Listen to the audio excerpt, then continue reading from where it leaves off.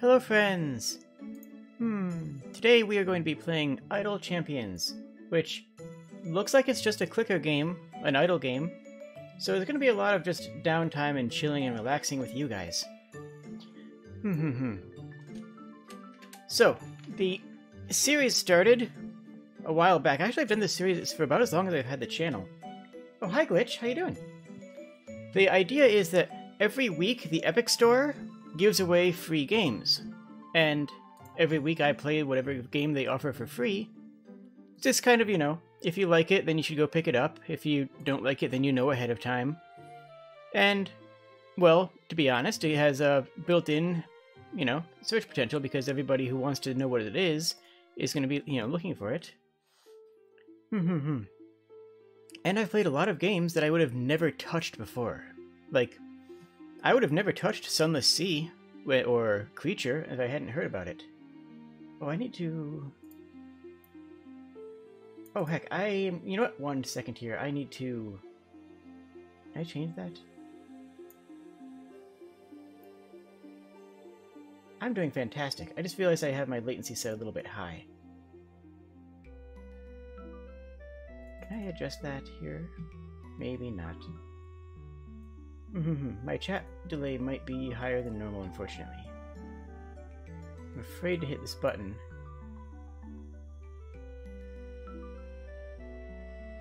Oh well, that'll be fine. So today we're playing Clicker Champions. Idle Champions. Idle Champions of the Forgotten Realms, a Dungeons & Dragons game. I have no idea what it's going to be like. And that's kind of the theme with the Epic Thursday, is that I don't know what the game is going to be like. It might be a delight. I've actually had 1 or 2 that just did not work well for me. And this one, I believe, is a mobile-style title. Okay, let's see.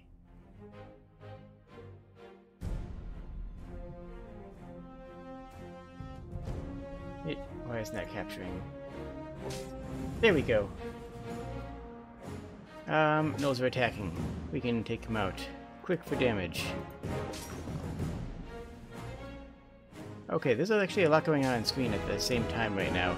I didn't even have a menu. I didn't even have an option to pull things up. But it looks like the game is playing itself. You help me by clicking enemies. Okay.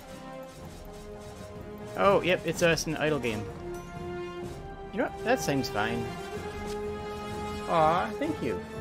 I did notice that you always redact your messages, and... Oh, spend gold. Spend gold, level up. I have noticed that you always redact your messages, and... I mean, that's totally fine. I just find it interesting. You like Dragon, Dog, and Fox? Very good. Yeah, I like... I don't know. I didn't really specifically make this to be a D&D avatar. This was originally just supposed to be a cute critter. But I said, you know what? Kobolds are cute. Oh, area's complete. Click the arrow to move to the next. Okay. Do I actually get a menu or ever, or are we just going straight in? I mean, both are fine. I guess if we just go straight in, that's cool.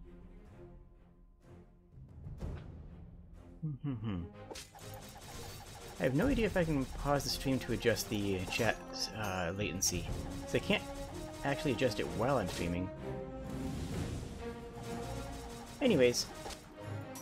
How do we change characters? How do we get to anything? I mean, the game just literally tossed me into this screen right here.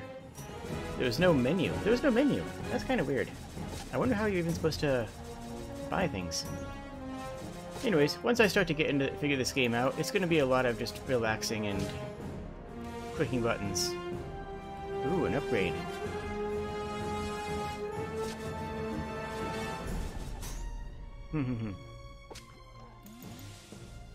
Base DPS. Okay, so basically you're just running around, hitting things.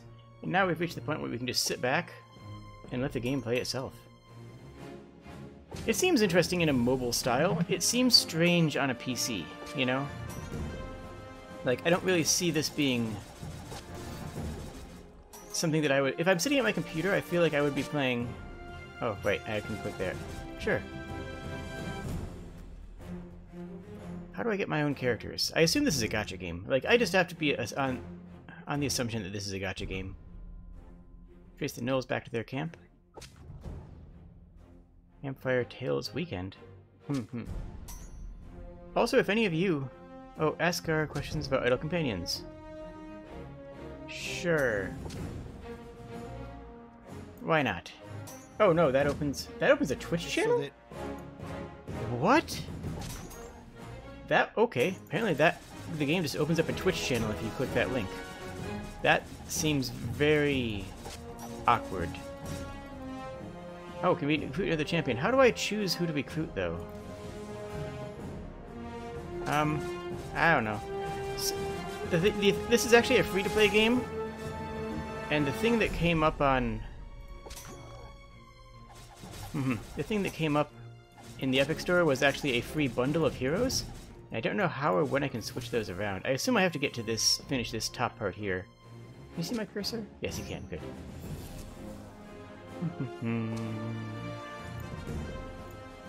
Oh, okay.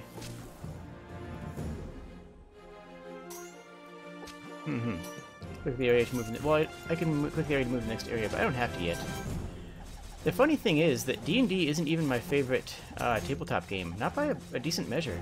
I think D&D is fine, but as far as tabletop games go, it's actually not my favorite. I'm really excited for Monster Care Squad. That's coming out in a couple months, I think. Brunor, these ruins could be an excellent source of rare magical equipment for an adventuring party like ours. You can keep your lookout for anything that looks valuable then, but try not to make a mess of it. Wow, they didn't even let... These rooms should be in the style of shield dwarves. Okay. Apparently I'm not allowed to... Okay, that's fine. Ooh, an item. Okay, so our mission here is to collect relics. And these are just a random drop. So what's your guys' favorite tabletop system? Is it D&D? I mean, I don't have anything against D&D. It's a good system.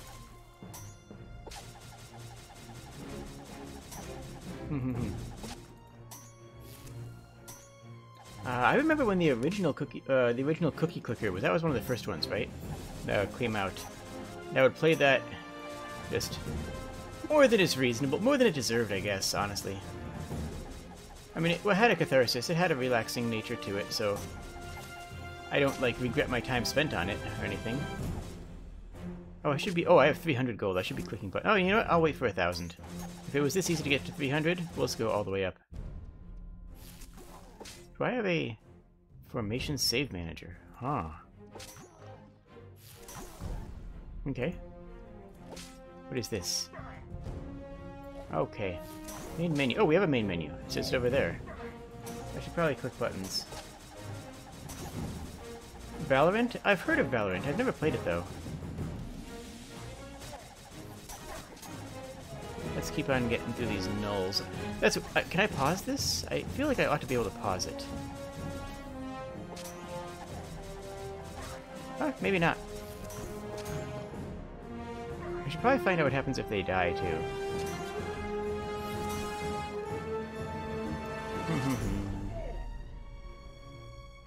Also, if... Let's just do this. Yeah. That changed anything on your end? No, good. I think the dwarf died somewhere in the middle there. Got an upgrade to apply. Inspired. Sure, why not? Alright.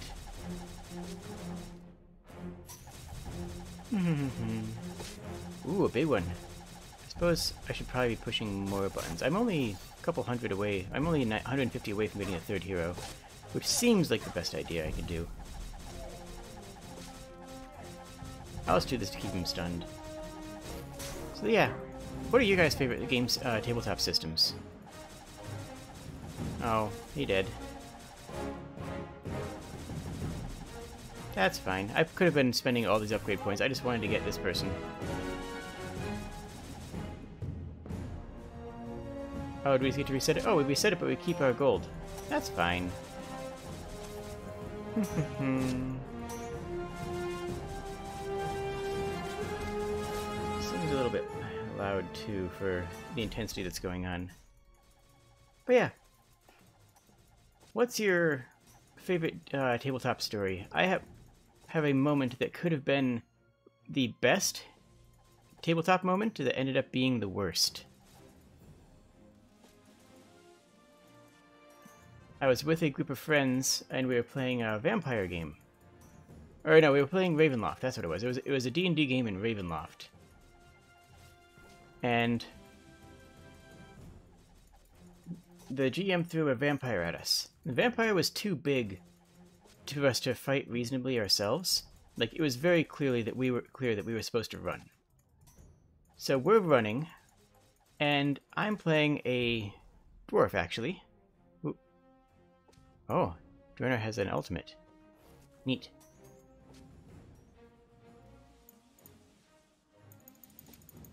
There we go. And the GM had us running up a staircase out of a crypt. And I have a brilliant moment. I says to myself, I can do something really, really cool. Oh, how do I actually change it? Oh, okay. There we go. So I lean over to the cleric. I was playing a dwarven sorcerer at the time.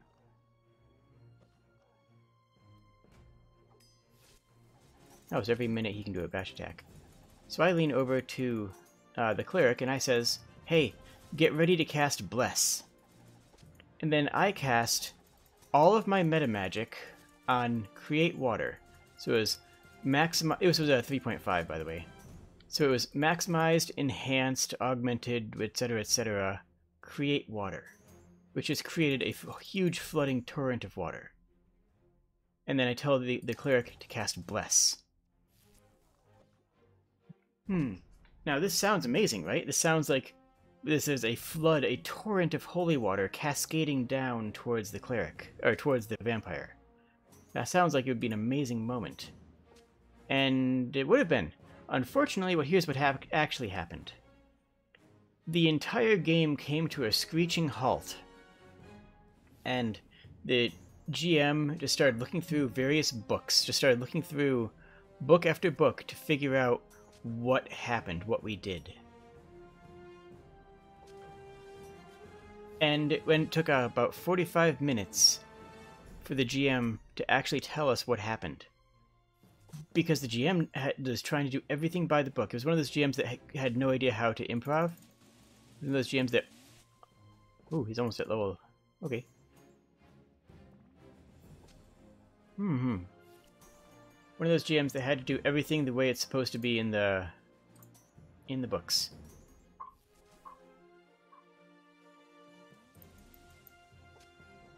Well, after about 45 minutes, the GM says, okay, you do, what was it, like 3d6 damage to the vampire. And everyone in the party is like, no.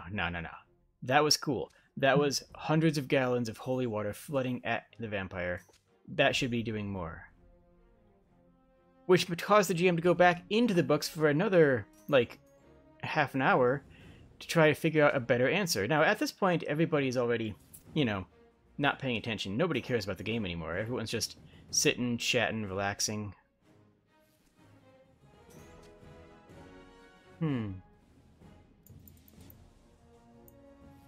What is that? Oh, increase the damage of all champions. Wow, that's pretty good. So at this point... Yeah, clicking actually isn't as effective as upgrading the champions. Which actually parses with a lot of the clicker games, doesn't it? So... Oh, what do we get? Chests contain things. Okay. Shiny treasure chest. Go ahead and open it up by clicking on it. Okay. 16 out of 16 chests remaining. Ooh, I don't like the sound of that. What do we have? I have no idea what any of these are. Instantly gain 30 minutes worth of golden tokens? Okay, this is definite. This is big gotcha nature. Do we get extra heroes, or how do we unlock heroes? Like, we have extra heroes. Skunk in a box. Okay. Ooh, got a big contract. Okay, this is just pure gacha. If there's one gacha game that I would play on the channel, duplicate gear, sure. If there's one gacha game I would play on the channel, it would be Genshin Impact. I don't know what any of this stuff does, so I'm not too worried about anything right now. I'm getting a bunch of stuff for this guy, who I think is a kobold, so I'm definitely going to want to use them. What is this? Is this actually... Okay, no, that's a key. You need an actual key. How do I get out of here? I don't want it to be a valid combination. Sure, we can open up a gold krill chests. What happens if we open 5? Does it open 5 at the same time? Shiny piece of... Oh, it's a shiny. More powerful. Now they have a shiny in that equipment slot. Other gear in that slot will be shiny too. Okay.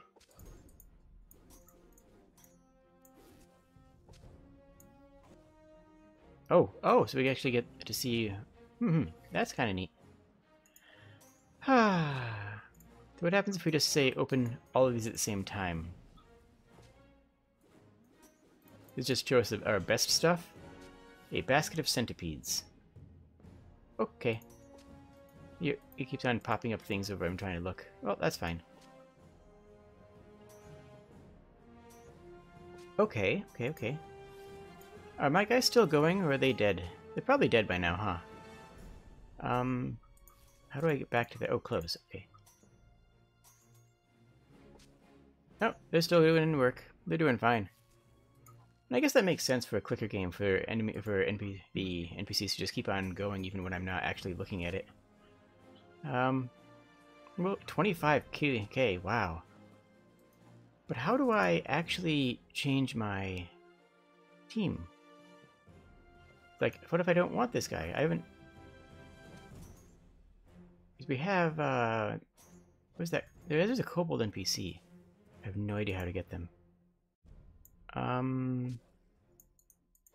Create a new formation save. This game doesn't really have a tutorial, does it? Oh. Okay, but how do I swap them out for other things? Like, I feel like I can't swap them out in the middle of a battle. But when I finish a battle, it just went straight into the next. There was no downtime.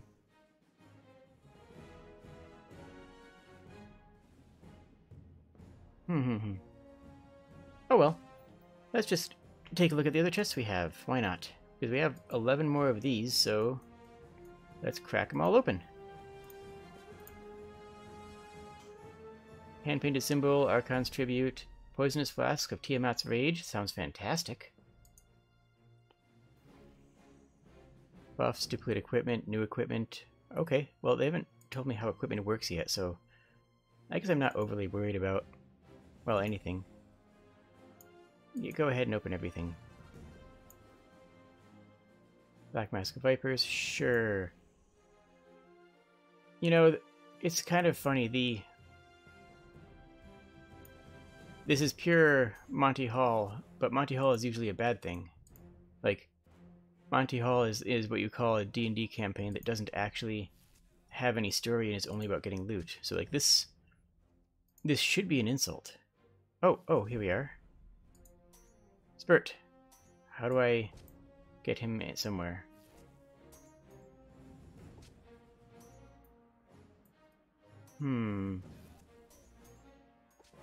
I guess I'll just... Still killing bandits for this mission.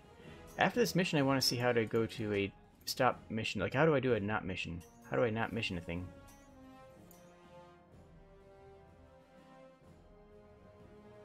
Help, they've taken my family. Well, I hope your family gets better. Some bandits appear to be kidnapping the traveler folk to rescue the villagers. Okay. Look out. Oh, you can't... I can't see this because of the other thing. Enemy's bow, range attacks. Okay, that's an enemy who has a range attack. That's fine. And this is this. Okay, okay, okay. Ah. So... Oh, we just collected their head? Okay, we just bringing their heads back, I guess. Golly, that's a little bit grim. Howdy? So. Let's see. When I'm making a character, most of my time in D&D or other games has been done with other actors. Has been done with, you know, people who are less about the dice rolling and more about just the actual stories and nature of that. So I'm used to playing games that are not very focused. Let's get this guy up to 99. So I'm used to playing games that aren't very focused on combat. I mean, I don't mind combat. It's not a, you know, doesn't detract from a game, usually. Though it can. There are times where combat can detract from the game. But let's get this. There we go. We're now level 80 and get... Oh, increased damage by 200%? Okay, so that he just hits like a truck now.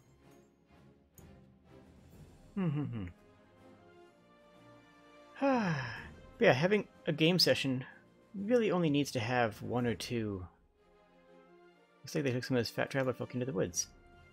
A game session really only needs to have one or two combat encounters, and any more than that just ends up being bloat, ends up being a bit too much.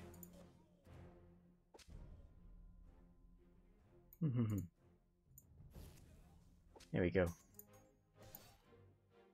And honestly, it's more about character development and narration and telling fun stories with the GM. At least, ideally for me. And again, if you're not playing the game wrong if that's not how you play it. Don't misunderstand me on that one.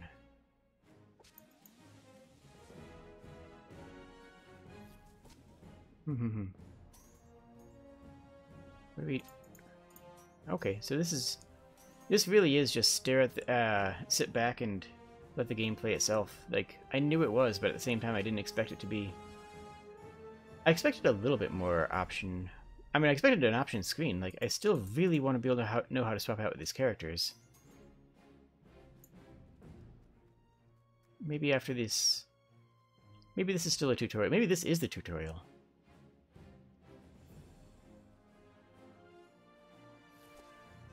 Monsters ahead are strong, and they're led by a terrible boss. Sure.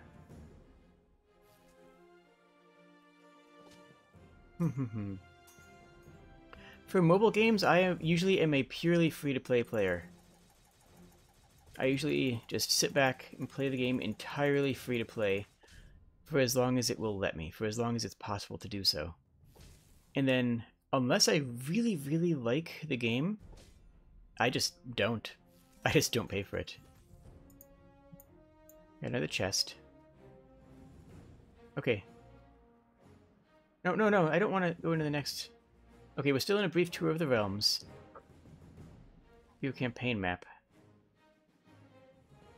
Where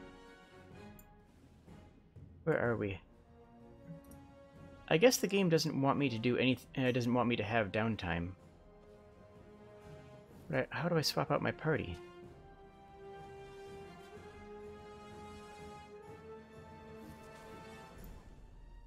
Right, change it and create a new formation? Sure, I'll save that. Main menu? No. I'm not seeing it.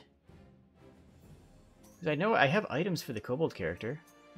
I don't know where they are. I don't know how to get to them. Or I can just turn on auto progress. I guess it's auto progress, not auto progress. Because we're progressing to the next section with our progress. That makes sense.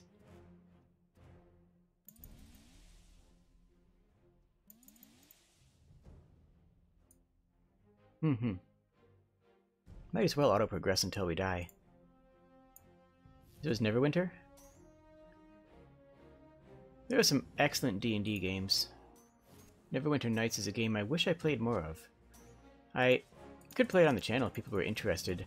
You know, I'd never actually played Baldur's Gate. Baldur's Gate felt dated to me when it came out. Like, it came out after Half-Life and after Fallout, and it looks... Ooh, nice. It looks just ancient even by the comparison of when it came out. So I never actually picked it up. What is that, 100? Sure, why not? We'll level this guy up to 100. I know it's supposed to be a good game. I know it's supposed to be like one of the best games ever made and all that. And, you know, frankly, I don't even doubt it. I have no doubt that it's a fantastic game.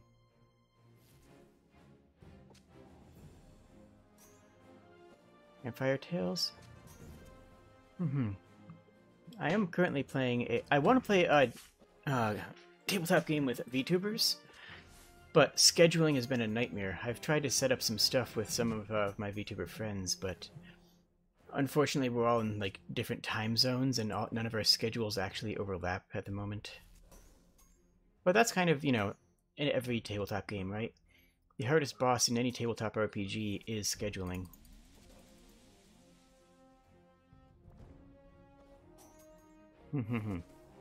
If you can overcome scheduling, everything else will fall into place.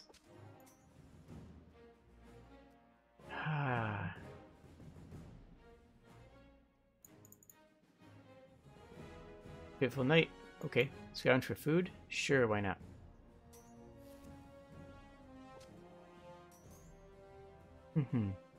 So, all these are unlocked. How do I... Hotkeys. Oh, are we here? No, I don't see... Level champion. No, I don't see how to swap out champions. If I click this, I don't want a browser tab open. Chat? Really? Wow, do I not want to see chat. Go away.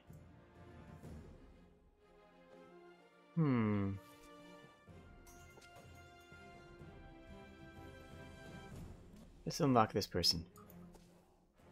So how do I anything? They have skins? Oh yeah, they have skins. So these are my heroes here. Guiding Bolt. I mean, they look fantastic. Oh, wait. Jarlaxle? Whoa. That's from... Where is Jarlaxle? Is that... Yeah, that is a... from the Drizzt novels, isn't it? So these... That's right, this is all Forgotten Realms. I've read the Drizzt novels. They were pretty good, but then I got to a point... 1 million, golly. They were pretty good. Contracts? Oh, right, those things. I enjoyed the Drizzt novels, but they just kind of kept on doing the same thing. Okay, I have familiars. Baby Spurt.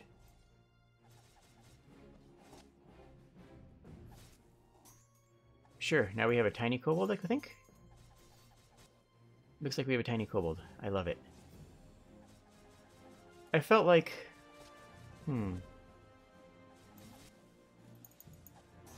I felt like the novels kept on going in circles. Like, it ended up being the same...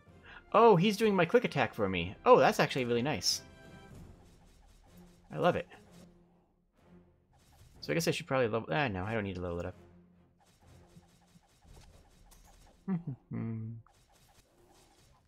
Well, let's check these gems. Sure, let's open 16 of these things. Adventurous Cloak. Ooh, is that a... Is that... trench coat. I think that's... Do they actually have a 3 kobolds in a trench coat character? Because that would just be... If so, then I really need to figure out where how to get champions in. Silver chest. Ooh, sharpened axe. Sure. Yeah, I'm done. Okay, click on my portrait to view my character sheet. Here's automatically equipped when you get it. Okay, I don't have to do anything. Of course, it's an idle game. Why would I have to do anything? That'd be silly.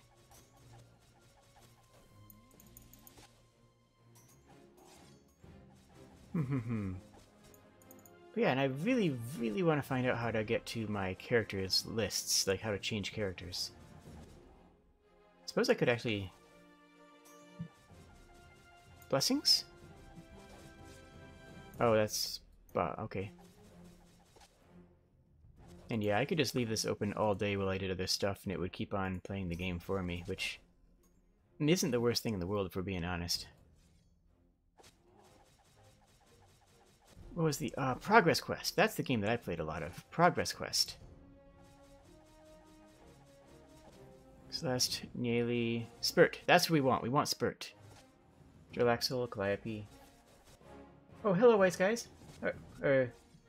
White Scales? White Scales. Yes, yes, yes, yes, yes. Oh, Minsk. Yes, he's in the Baldur's Gate games. Actually, many of these people probably are. Yes! Hugh Man! I actually just played a character named Hugh Man recently. Fairly recently. There was... Oh, that's amazing. How do we get this person on our team? How do we get Hugh Man, who is clearly the best character in the game? How do we get them? How do we activate them? I don't... Okay, okay. Arcan, Nova... Oh, they were in the cover art. Okay, we need to figure out how this works. We need to figure out how to set up our team. That's the most important thing, is we need to figure out how we can set up our team to be able to choose them, because we have a dwarf, which is like... Dwarves are fine, I guess. But how... Wait, it's not too late. No, I don't care about your community celebration. That's not what I'm about. But yeah, this game just plays itself. Human is absolutely 3 kobolds in a trench coat, and it is incredibly powerful, and I love it, because that's been an old D&D meme from... I mean, that meme probably goes back, like, a decade or so. You know, either 3 kobolds in a trench coat or 3 goblins in a trench coat.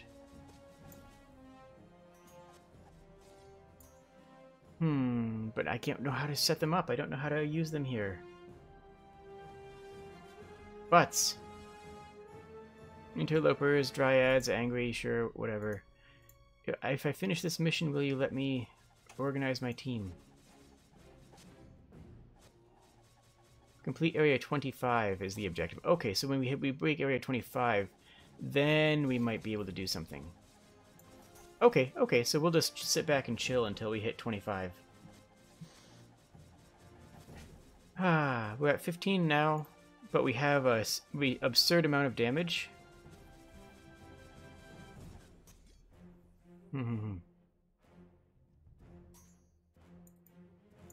Gems. Oh, that's gonna be the premium currency, isn't it? Second edition. You know what? I think you're right. That does sound right. I actually did play some second edition. This rain isn't making things any more pleasant, Brunner. Suck it up, elf. I think I have a decent dwarf voice if I do vocal warm-ups for it. This will buff the kobold's damage. Right? Yep, that buffs the kobold's damage. So we actually do get one. Let's get that up to 15 next. That way our kobold hits harder. Because let's be honest, the kobold here, right here, is the most important character. Now, can I stack? Do we stack on that? I can't tell. That's fine. 10 kilo damage. Yeah, second ed was great. So here's my rundown of D&D editions. I have never played first edition. I've never played the classic red box game. Just never had the opportunity to. I'm not opposed to it. If someone was going to run it, I would definitely join in just for the experience. I know a lot of the weirdisms that it has. Like, Odin, help us. Okay, we didn't actually get to read that. Oh well. I know some of the weirdism it has, like some of the races being classes. So, like your class would be elf because elf was considered like a lifestyle back then. So, your class was elf, and you just did elf things. Which isn't which was fine for, I mean, keep in mind that they weren't really building off of a whole lot of other things. There were other tabletop games around at the time, but nothing that was really noteworthy, nothing that they could really base themselves on, you know? So from a game design standpoint, they were just doing their best with what they had. And they did a good job with it. Second edition is good for a dungeon crawl. I like second edition just for jumping in, vibing, slaughtering a dungeon, and having that be your match, having that be the game. Should we save up for person? They'll be incredibly powerful if we do. If we're not in trouble, we'll save up to try to get that 1 million hero. Where are they? Oh, it's a bard. Bards are good. So, yeah, second ed is good and fine for just a dungeon dive. Like, there's nothing wrong with second edition, and don't let anyone tell you there is. My hot take, here's my nuclear hot take for everybody. Third edition is vastly overrated. Third edition is not even that good. 3.5 is not fantastic. It took away... Okay, so, second edition is balanced by different XP levels for different characters. Okay? Second ed is balanced because when the rogue is level 5, the wizard is still level 2. Like, that's a nightmare for bookkeeping. It's a nightmare to say one character leveled up and the other didn't. It's not a party of level 5 characters, it's a party of however many experience point characters. And that isn't the best plan in the world if we have been perfectly honest with ourselves. I'll let this grind a bit so we can get some more money. Because birds are great. But the thing is, in 3.5, they flattened the XP so everybody leveled it the same, which is a good thing. That is absolutely a good thing and the right choice for the health of the game. But they didn't actually rescale what the classes did. So that's why you have the old idea of, wizards scaling better than and being incredibly powerful in 3.5. Because they are. That's just fact. In second ed, a level 3 wizard was the equivalent of like a level 9 rogue, and so the rogue had a lot more bonuses and abilities and even attacks. They could use more feats, whereas the wizard only has, only has a dozen health. So when you flatten that curve, that's not a bad thing, except that they forgot to rebalance everything to make the curve work well flat. And as a result, well, wizards are incredibly powerful because they're supposed, that's just how the game functions. Anyways. They fixed that much later. Like, Book of the Nine Swords, I think, added a bunch of stuff that made fighters more fun to play and gave them more options. And a couple other things like that were added in Splat books to make non-mages more engaging to play. But, oh, we got 100. We got... Hello, Barb. We have a bard. Inspires those in front of her to do more damage. Okay, so we want them up. And you can go here, because you buff everybody nearby you. Ah, so party angling does actually make a difference. That works for me.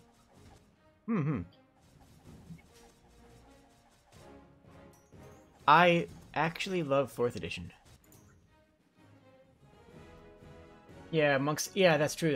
They had other gates, like where there could only be one max level druid in the entire world, so you had to like defeat them or something. And yeah, monks had to defeat other monks. I don't remember any other ones other than that. I definitely remember those two though. Druids couldn't, there was a set number of druids at any given level. So once you start leveling up your druid higher, you just couldn't. I mean, you just simply could not level your druid higher until you found another druid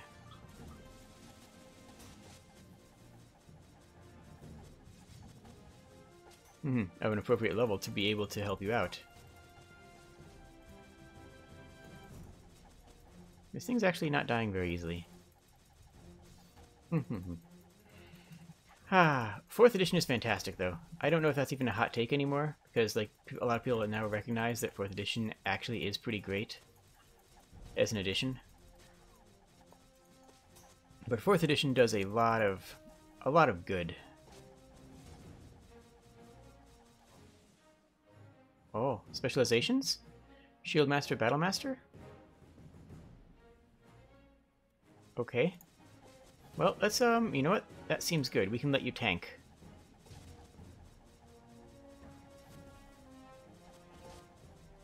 Pawn? Pawn. Pawn. We're just leveling up all these things. I don't even know what these upgrades are doing. Oh, wait, people are dead. People are dead. Uh-oh. Yeah, no, we lost this. We are dead. We are heckin' dead, friends. At least the kobold's still hitting things. I mean, that's really... What happens now? We group one area back. Okay, so we're grouping to a non-boss area. That makes sense. We need to hit 25, and I think that then we'll be able to change our party composition. Which is kind of surprising that we have to wait that long.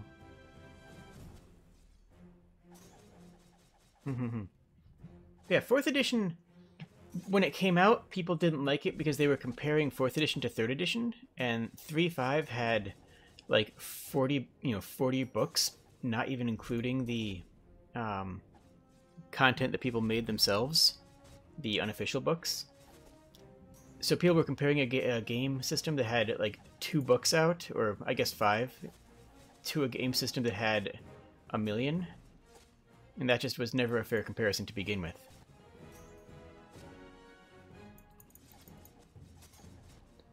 But 4th edition fixed a lot of the problems with 3rd edition.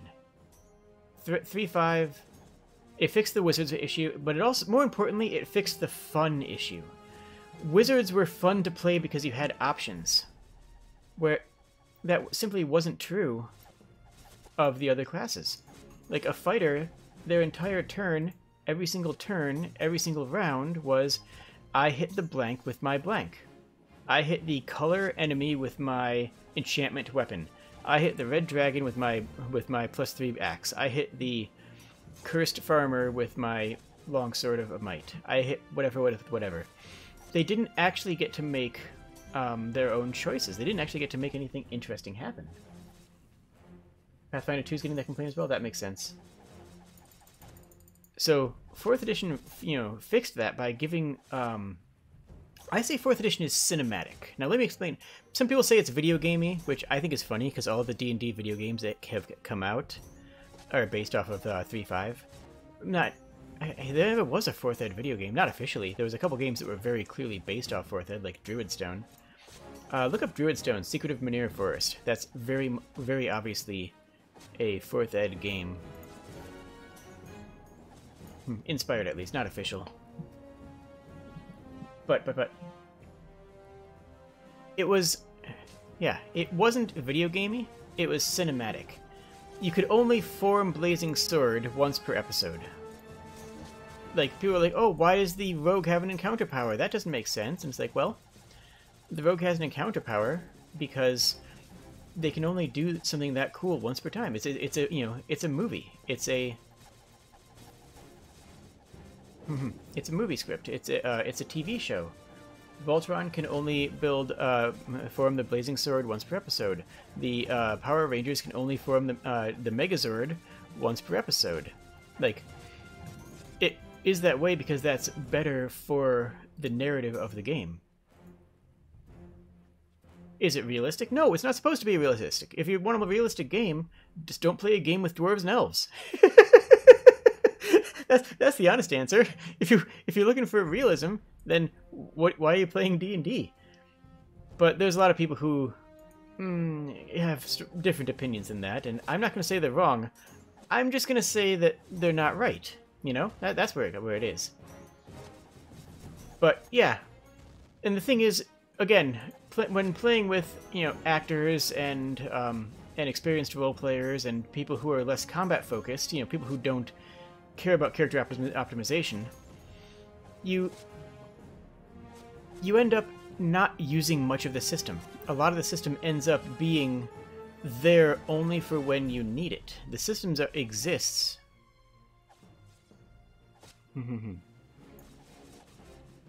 The system ends up only existing when you need it to exist. I mean, a lot of it is just free-form improv acting. And then when you need to make a roll, when you need to do something like that, inordinate number of imps. Yay, imps! Imps are cute. Look at that cutie imp. I love him. Ah. Where was I? So... Yeah. There's an argument to be made for realism within fantastical rules if the realism is the point of the game. If you're playing, say, Dark Sun or Fallout, or a game where resource management is important, then I agree. There is a value for having quote-unquote realism in those scenarios. If that's not the case, then realism is not going to be... realism is not going to forward the story unless the story is about the realism. Does that make sense? If your story is about realism, then yeah, having the... If your story is about realism, then having the realistic rule set is going to be, well, critically important. But unless you're building the system, you know, like a Dark Sun again, from the ground up, can I run 2 familiars? I don't think so. Oh, maybe. Oh, I can. Oh, neat. Buy. I assume this is buy with actual currencies. Ah, yep. Nope, that's not happening. Ah. Yeah. Ooh, Dark Orb. Strange Orb. What does this thing do? We just have to break it? Good enough for me. Yeah.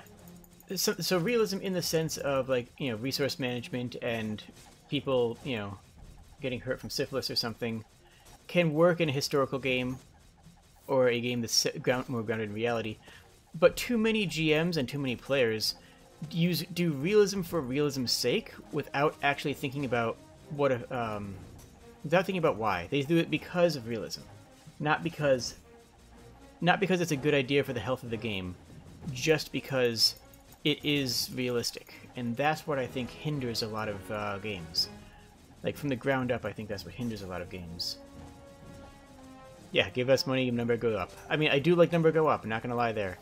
And I almost certainly will spend money when I play Genshin Impact. Like, realistically, yeah, no, I will pay for a couple of PNGs.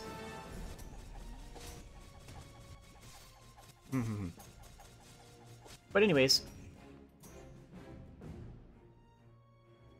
Yeah, but anyways,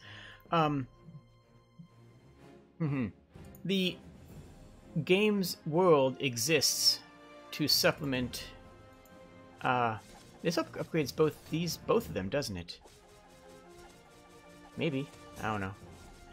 The game's world exists to supplement the narrative of the story and what the players are doing. And the players are the main character. If you're GMing a game... Oh, here's a good story, here's a good story, here's a good story. I have a good story for you guys. Okay. So. I was playing a game... I've played a certain setting a couple times. It's a delight. I love the setting. The setting is... I call it the New World, but it takes a Christopher Columbus-style approach. Basically, a new continent is discovered on the far side of the Forgotten Realms, past any of the other continents. That was never... no one realized it was there because there's a giant anti-magic rift in the middle of the ocean. And everyone assumed that the ocean was just the edge of the world. Or the edge of the plane, in that case, rather. So no one really gave it any thought. So. This is a colonialism-style game. Oh, no DMPCs. But... This was me GMing, so that's how you know it's going to be a good story.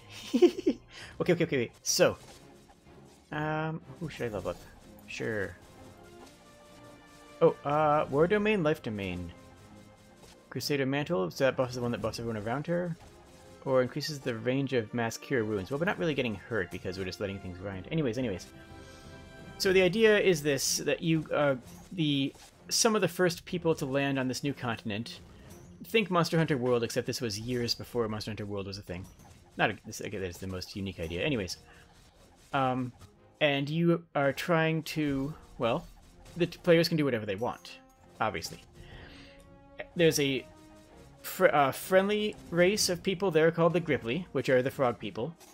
And there's I'm not going to say evil, but there's an antagonistic group there of Kenku. The Kenku are all necromancers, and almost all lich. The entire society is necroiarchal, which is to say that the entire society is led by the people who have been dead the longest, and the strongest necromancer and the oldest necromancers are those who are in charge of the entire, are those in charge of the entire society. Which, I thought that was a really cool concept. They're not evil, because they don't see... Wait, why isn't chat showing up? Why isn't that coming up properly? Ah, whatever. They're not evil, because they just don't understand life and death in the same way.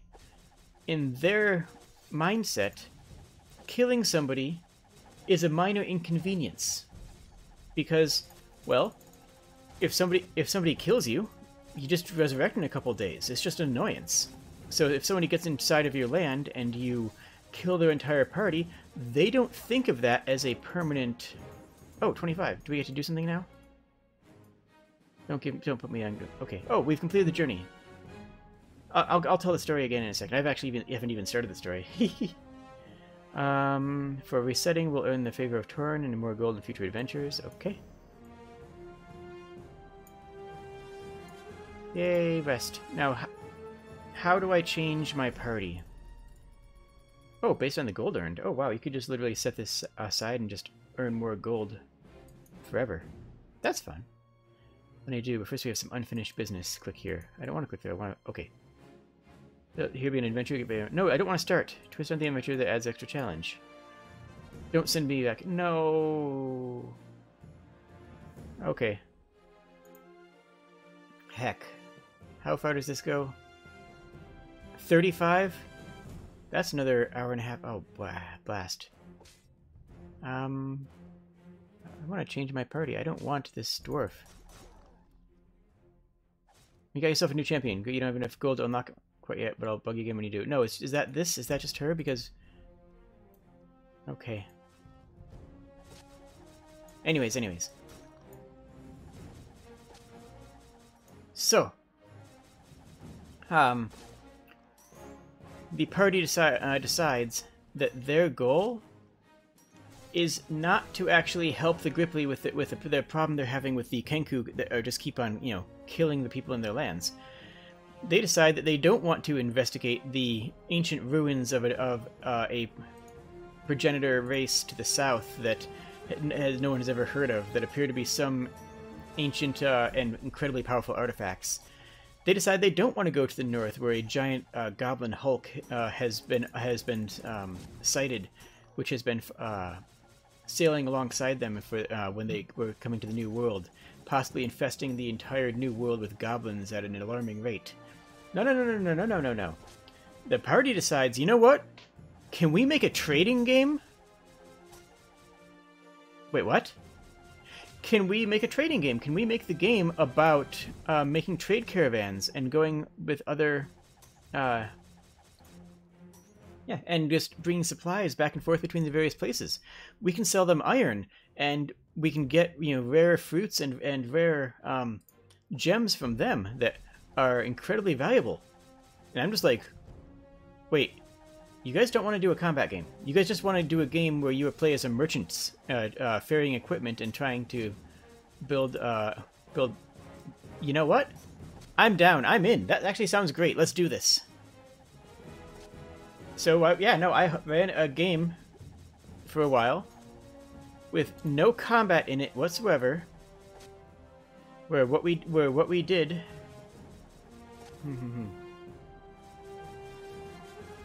Back to that campaign map. This feels like where we want to be.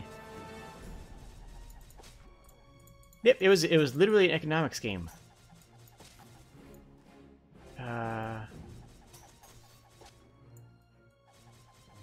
This is your current adventure. How do I end my current adventure so I can...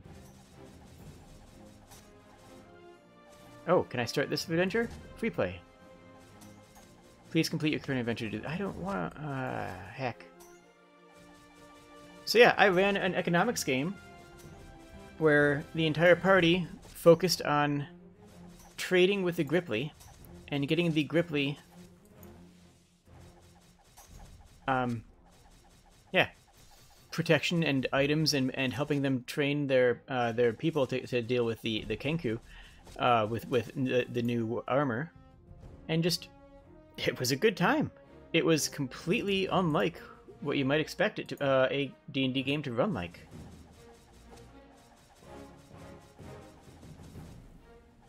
We just have to go all the way to 30. Do we have a speed up?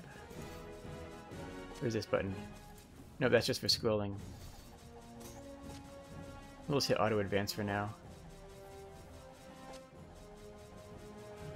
I assume that we can change our party from the campaign map. You know what? I'm actually going to do a quick Googling. I'm actually going to do a quick search a bitch. Sure, search a search.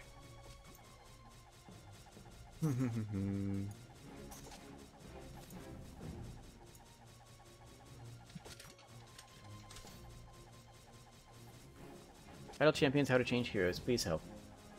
Please help.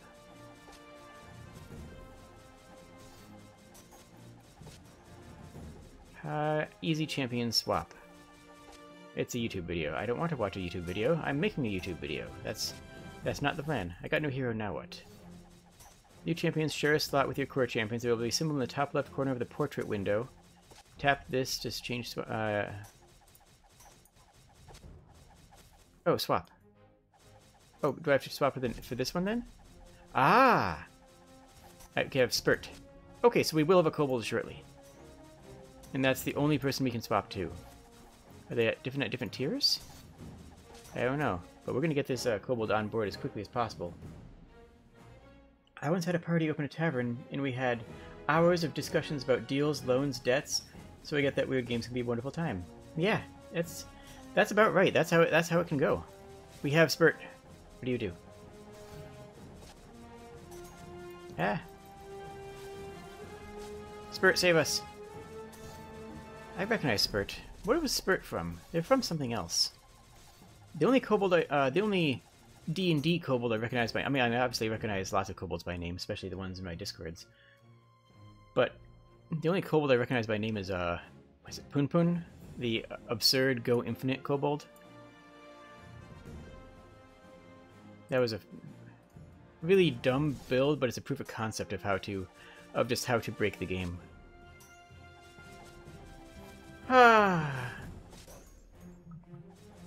What are some other absurd... Let's level that up a bunch. What are some other absurd things that I've done? I played a Palalock once in 4th edition.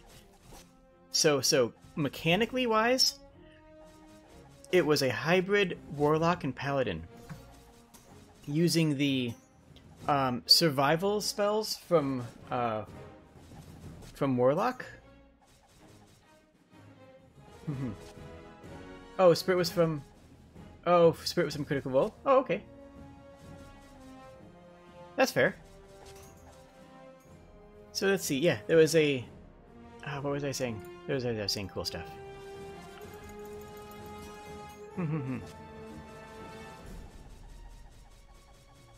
Well, content creator. Yeah, not like actual book. Because some of these others are from the Drist books or from Baldur's Gate. You should up Sonya. Your new champion is in the seat. Bring up the character sheet to base champion. Okay. No, I already did this.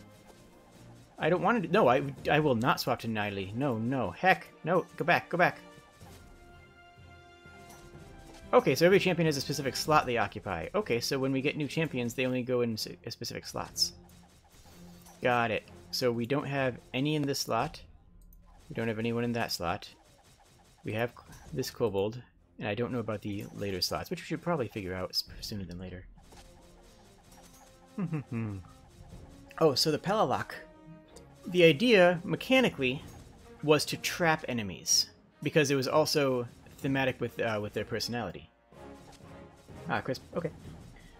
So, lore-wise, they were a patron. They were a old warlock patron who used to have thousands of followers, and warlock patrons gain power from their followers as well as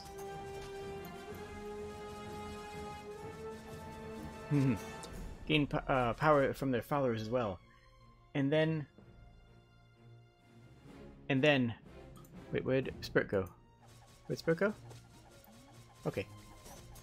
And then all of his followers were killed, leaving them with nothing, leaving them with the power of a regular person.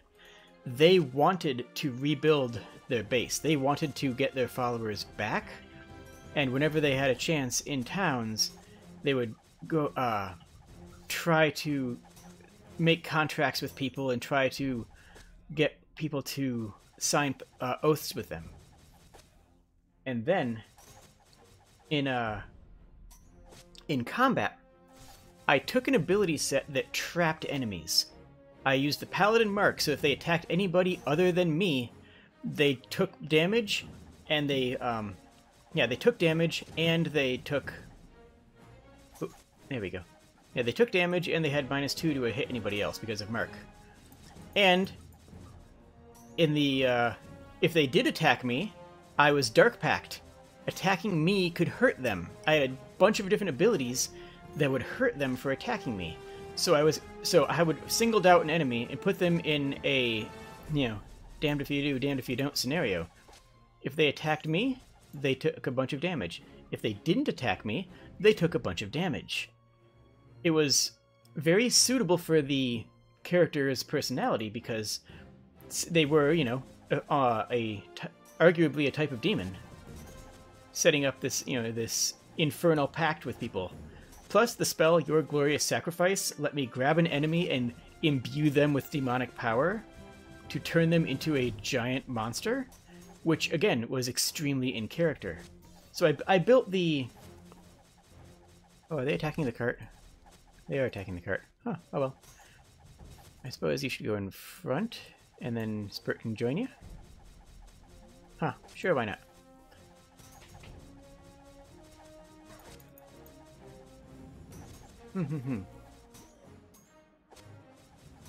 Yeah.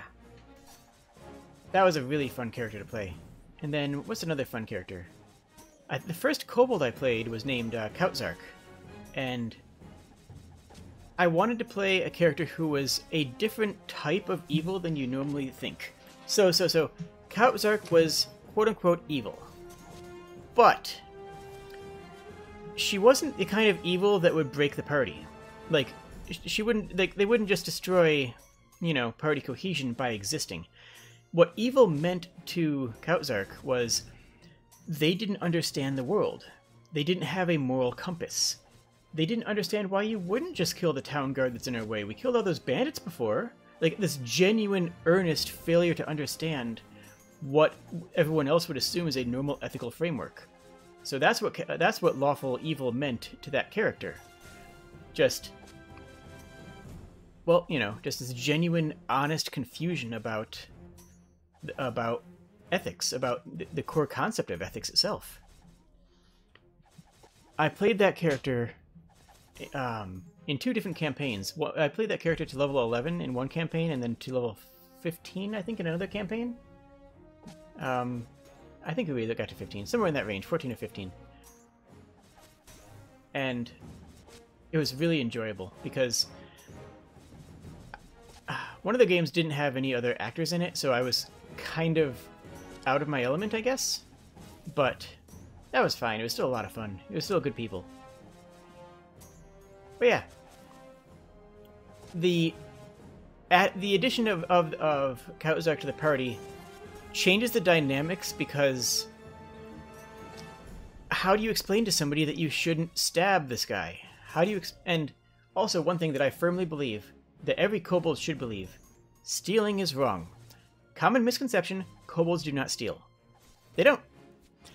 If a kobold wants something, they will kill the person and take it as spoils. That's how it works.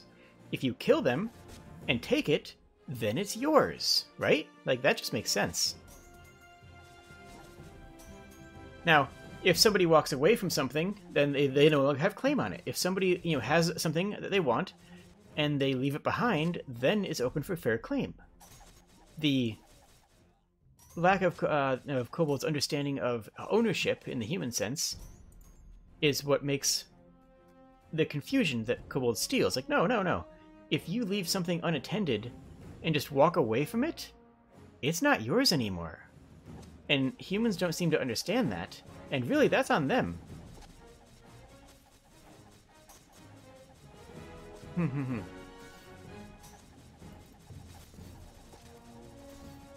Anyways, that's how I played that character. It was a lot of fun. I should open a few more chests and see what happens.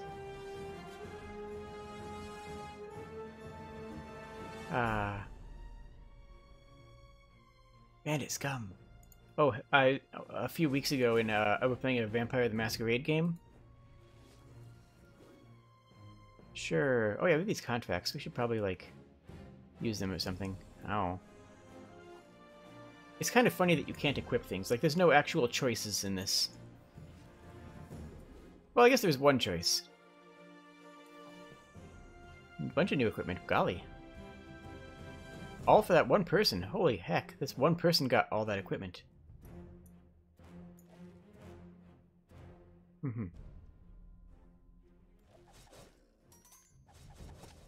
Pun. So.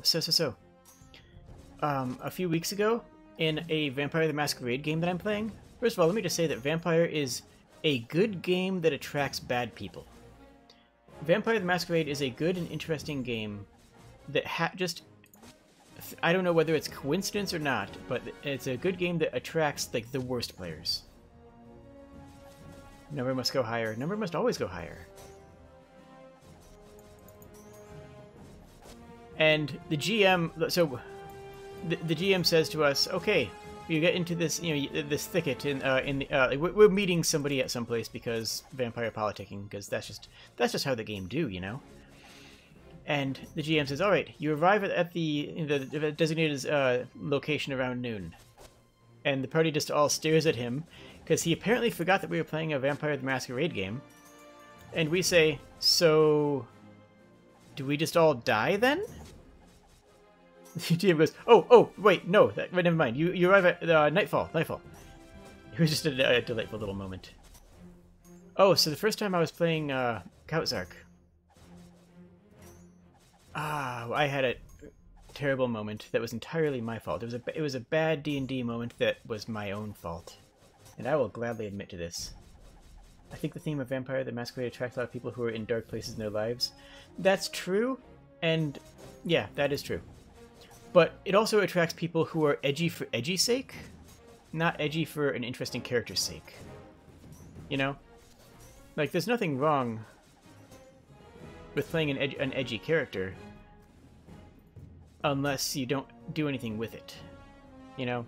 Like, if you're just being edgy for the sake of edge, then that's not interesting. If you're being edgy because it makes a dynamic character that you want to build, that's great. Plus, nobody understands how to do Malkavians. Malkavians need actual pain. Malkavians need pain and failure to be interesting. People go, oh, they're insane. They're, you know, ha ha ha. We have the funny, insane Malkavian.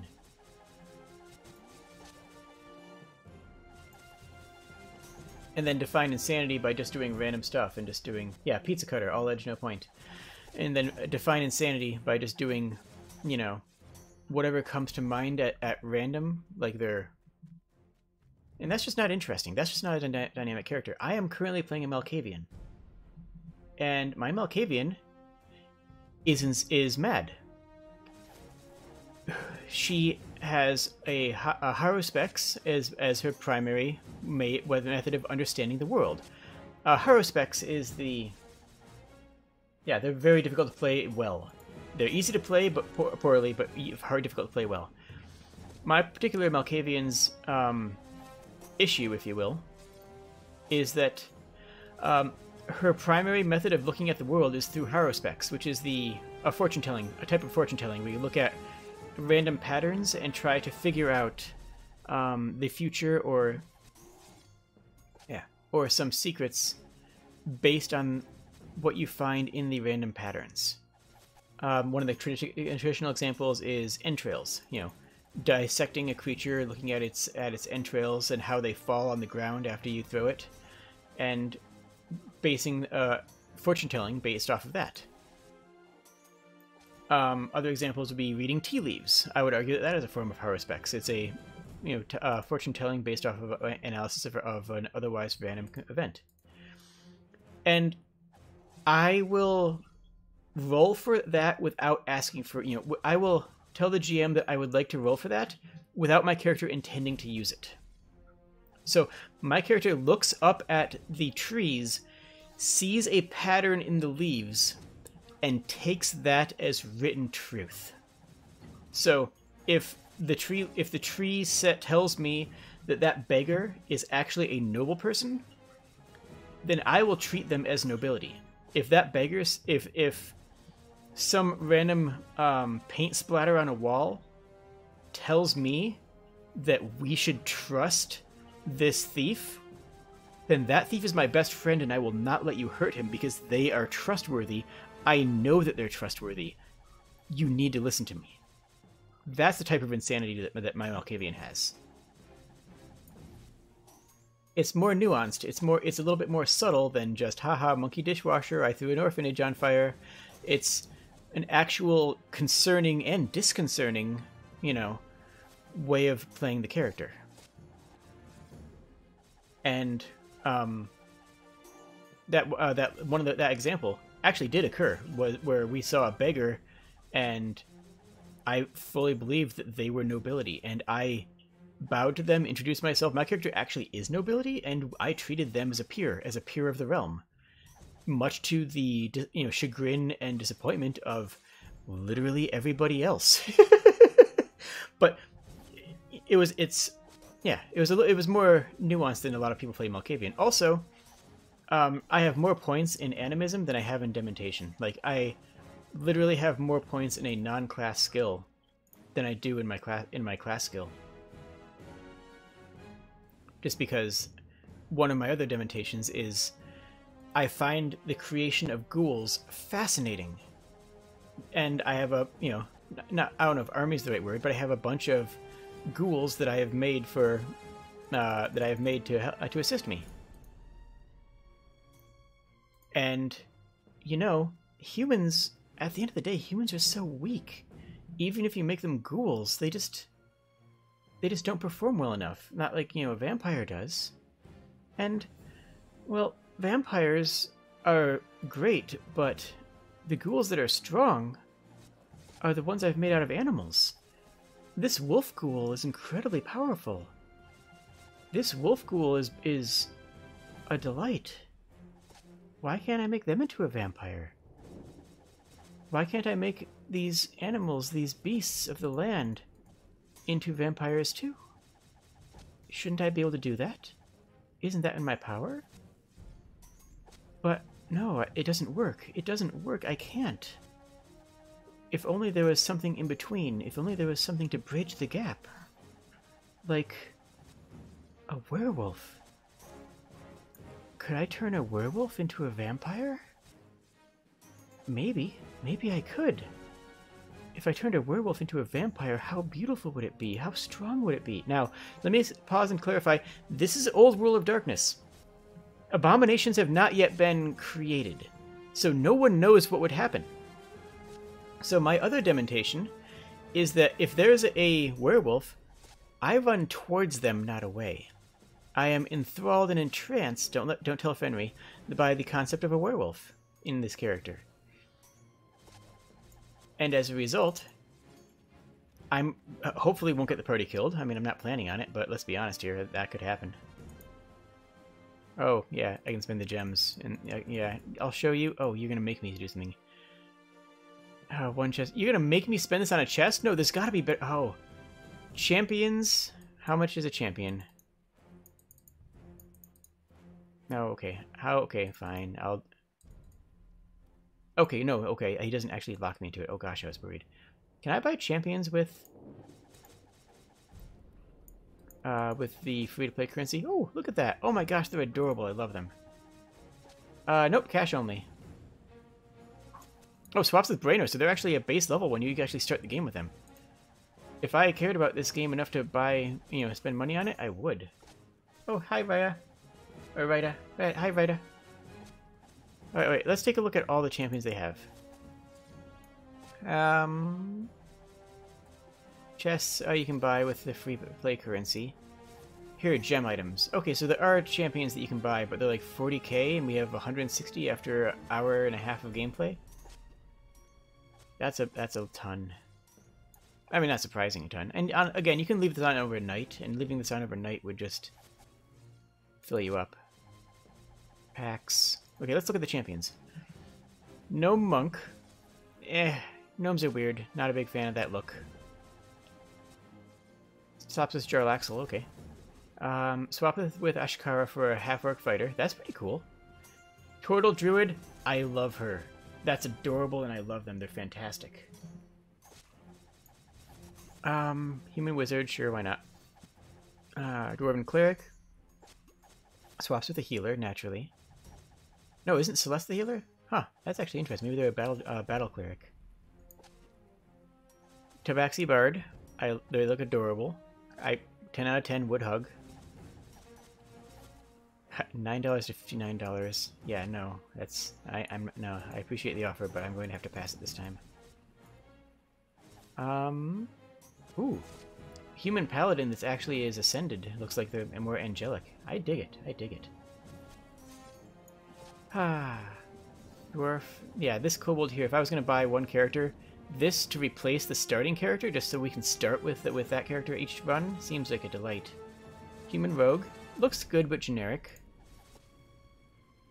Oh, you can actually get your entire party to be all kobolds. Oh, hi Duality. How you doing? Human barbarian, tiefling warlock. That's cool. I don't know. Usually tieflings tend to be not flesh colored. They tend to be, you know, either bright red or blue or something else. And so the flesh-colored tail looks a little awkward, but the actual design is nice. I mean, seriously, that's adorable, though. I love it. Dragonborn Paladin. I'm into it. I love the size of the weapon. It's very, very JRPG. That looks like a very generic bard. Like, the bard that we have right now is less generic than that. Oh, Warforged Warlock. Actually, that's a cool concept. A robot who is, you know, a Warforged who is also filled with a pact. Do they have to give up their soul? Do they have a soul to give up? That's actually a cool concept for a character. I like that. I might make that character sometime. Female human cleric. Oh, but looks like it's a cleric of darkness. Maybe the Raven Queen? I like it.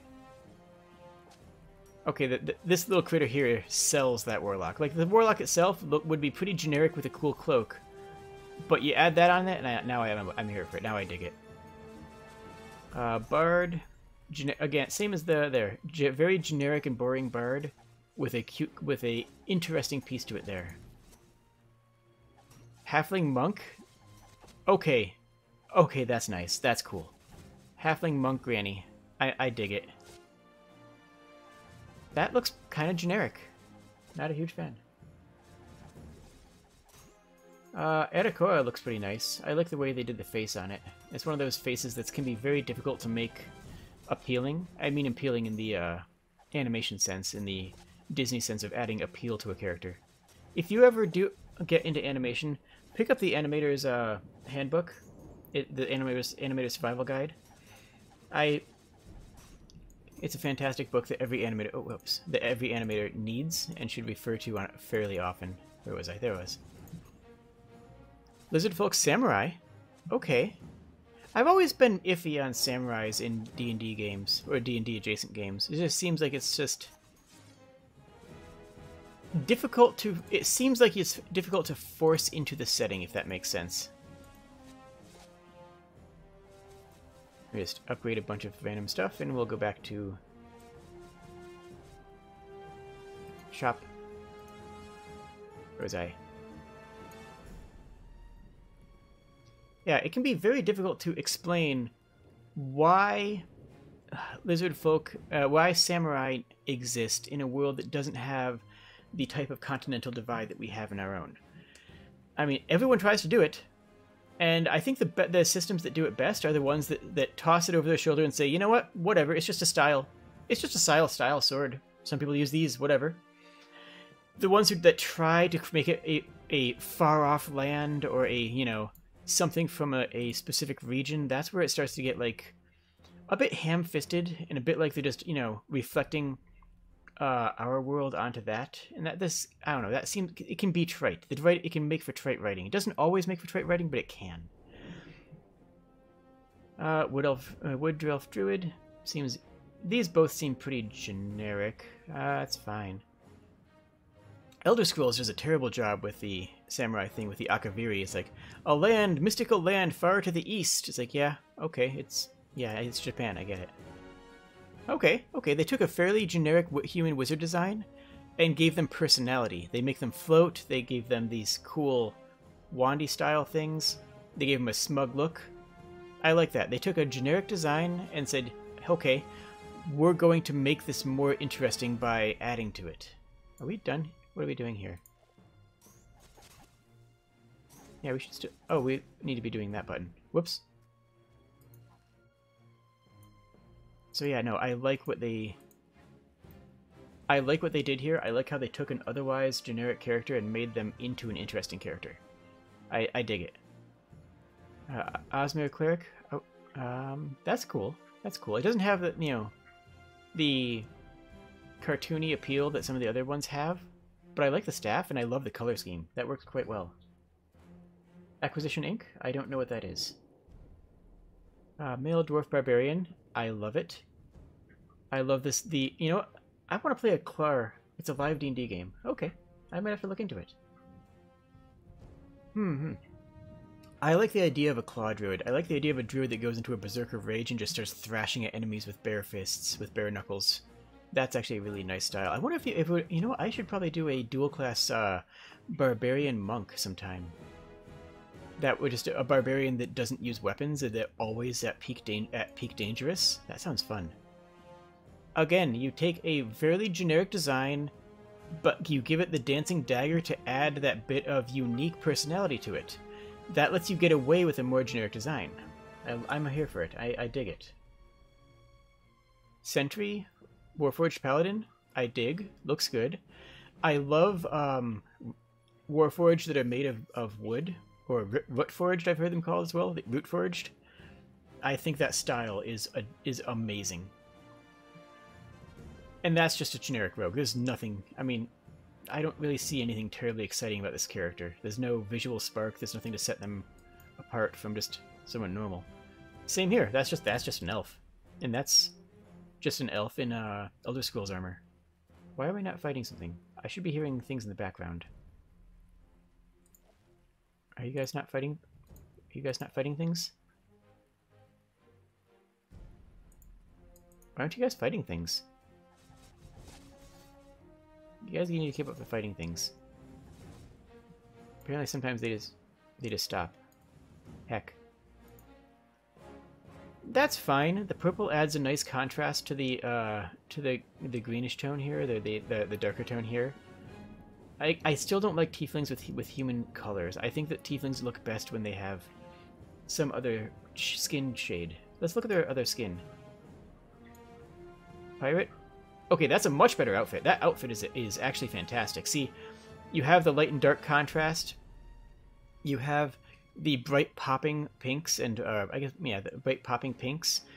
The weapon has a cool shape that adds to the line of action on the character. She has, while still maintaining the character's forward weight. This is a good design. I would argue that this isn't. And that's okay. I like the hair. The hair sets that apart, and the green is vibrant enough to make it pop. I dig it. Ooh, you know what? I like it.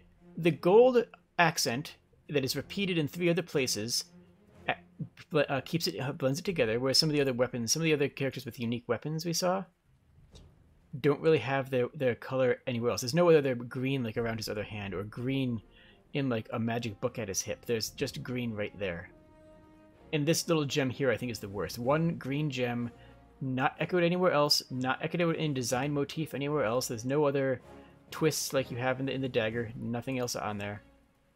Whereas here you have this ornamentation on the cape and the wrist. You have it on the pommel and here, creating a nice little trapezoid shape. The gesture adds a bit of personality, and the face, well, it doesn't have appeal in the traditional sense. It has a unique characteristic to it that fits the personality. I dig it. I dig this half orc. That's a nice half orc. Melf, male fighter wizard. You know what? Okay. Fighter wizard sounds like a really cool combination. I dig it. What's their skin look like? Oh, it's okay. That looks pretty generic.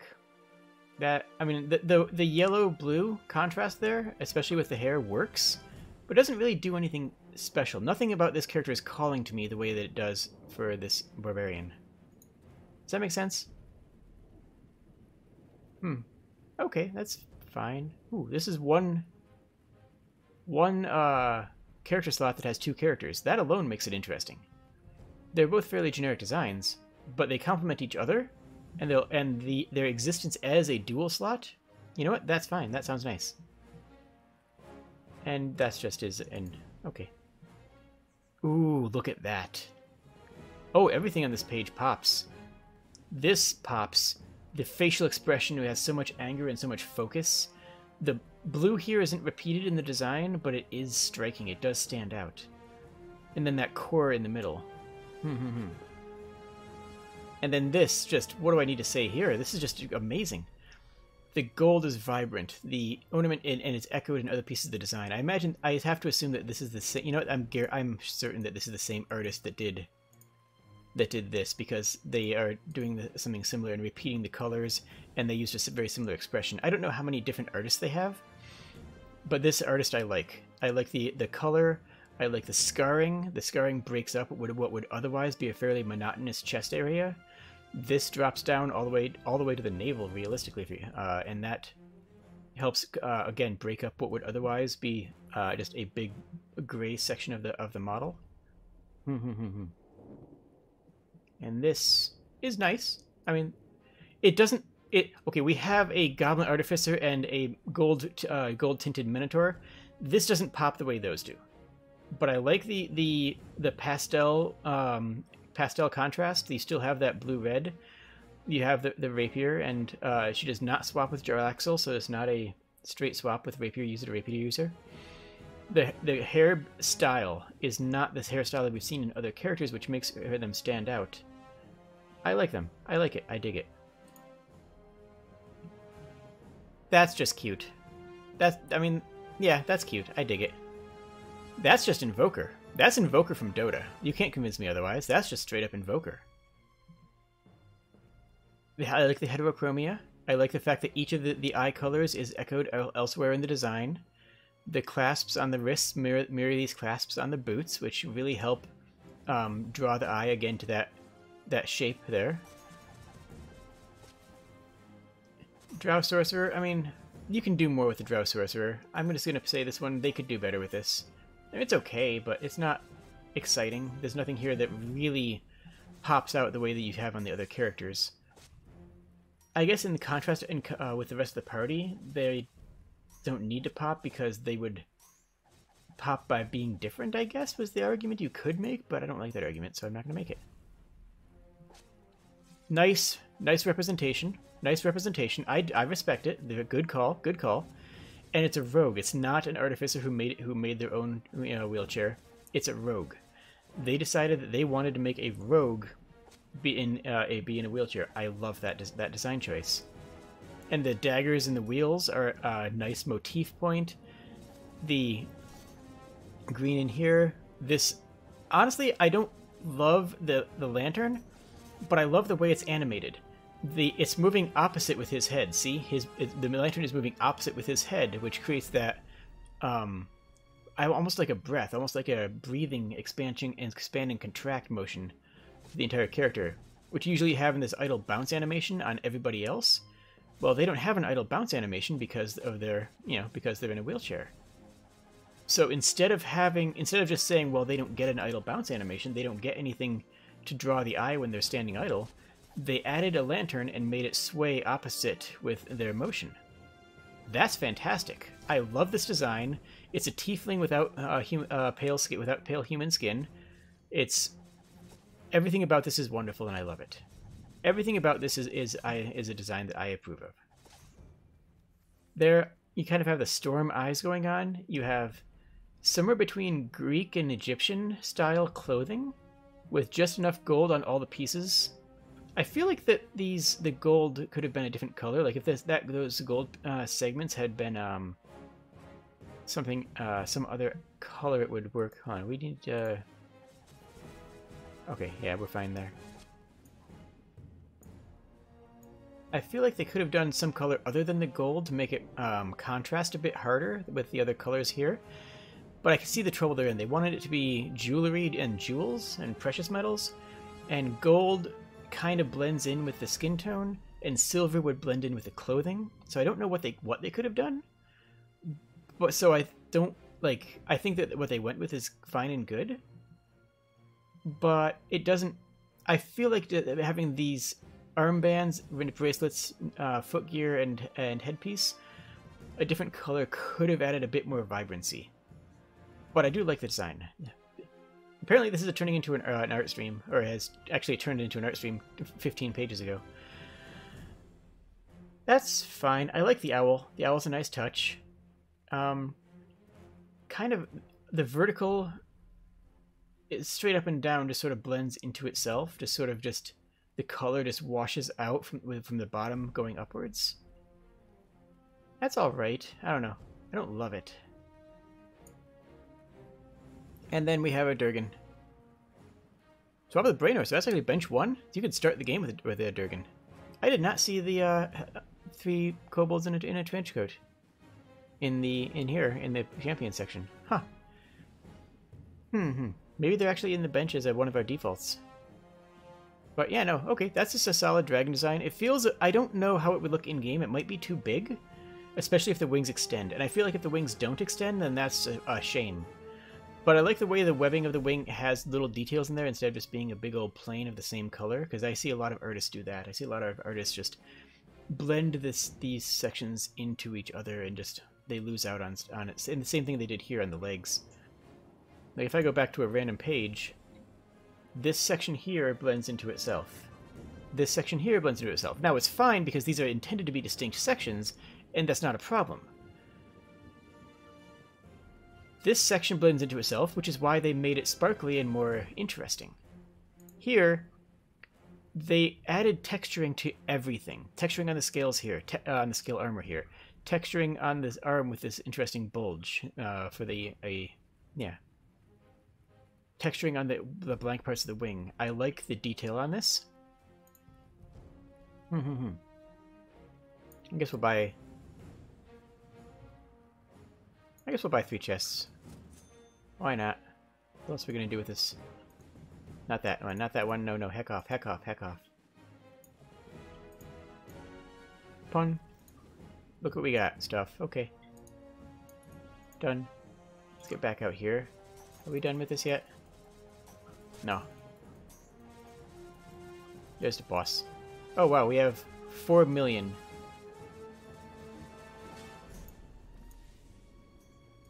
Well, glad I did that. That's what the game was waiting for me for. The game was like, oh, you haven't leveled up in, like, 20 minutes because you're just, looking at / griping about art design. So, yeah. We're just gonna wait for you to come back and for you to level up. That's what the game was all like. And that's, you know what, fair. That's completely fair. I deserve that.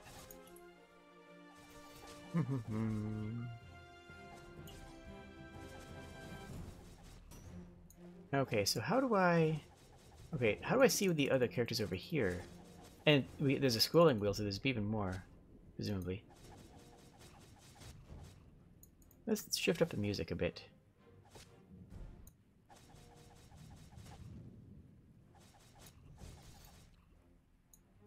No? No? That's at all. There we go. Someone will like this. Not my style, though. Yeah, we'll let it run. We'll just run through all this. We've just been listening to the same music for an hour, so I'm glad there was an option. I'm sad I didn't see it before. That's buffing. She needs to... I forget how that works. I forget how everything works. Base damage. Oh yeah, we have these ultimate abilities, which we haven't touched. Oh wow, this actually has audio? Well, if that has audio, then it's definitely going to get me DMCA'd. That's just how things work. Okay, I need to change this music before they don't like me. Jukebox, no. This removed.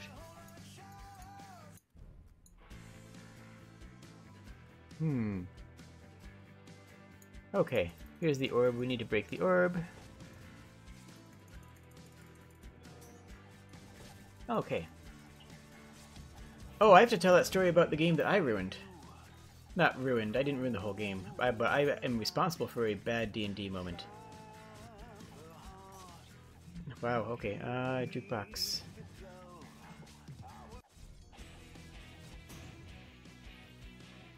This sounds kind of neat and sort of anime, sort of like 90s anime. Huh, I dig it.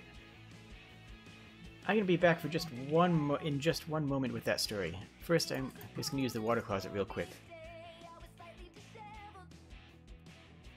These are all gonna be DMCA fodder, aren't they? Instrumentals. Let's go down to there. You Could Be My Dragon Queen? That sounds like a really cool song I want to listen to, but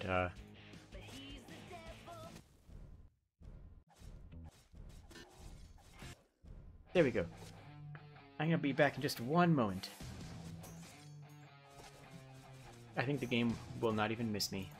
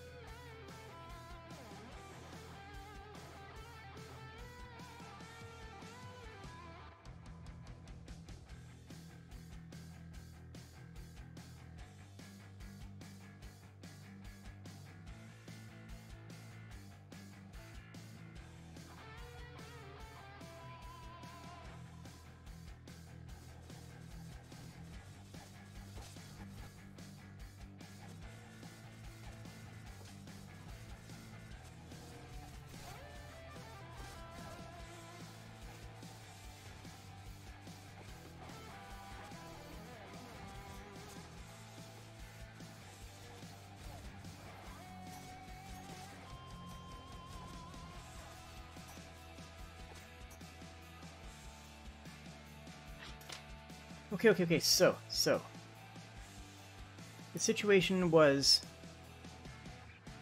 Oh, we beat the boss? Cool, nice. So the situation was that we were... what were we playing? We were playing Dungeons & Dragons. I was playing Kautzark. And... Nice. And I was playing a Dragon Rock Kobold. Dragon Rock Kobolds have have a moment in their lives where they unlock their draconic nature. And by unlock their draconic nature, I mean they basically grow their wings and gain a whole bunch of magical powers. So I had talked with it before about the GM, and we were going to do this at level 11. And at level 11, that was going to be part of my Paragon class. My Paragon class was going to be giving... taking me out of Rogue and into Wizard, or Sorcerer rather, and I was going to be trading off a whole bunch of my abilities for these Sorceress powers. That was going to be, you know, signifying the character's development. And there was going to be a really cool moment where my character is reborn, and explosion of magic and power and beauty, and it was just gonna be a whole moment, and I had it all planned out. And then we had the most boring combat ever. I don't even remember the circumstance of it, but we had a combat session that just dragged on forever. I want to say it actually, like, the combat itself lasted multiple hours. It was one of those combat sessions where where nothing happens. Like, there was no interesting movement, there was no interesting mechanics, it was just enemies with a whole bunch of health that we couldn't talk to, that we just had to actually fight. War. And I was just completely tapped.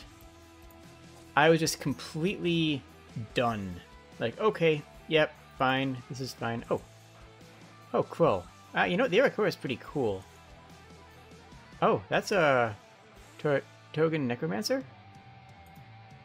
I think I'll throw on that thing, though. And the only other one we can swap is Spurt, and Spurt's not going anywhere.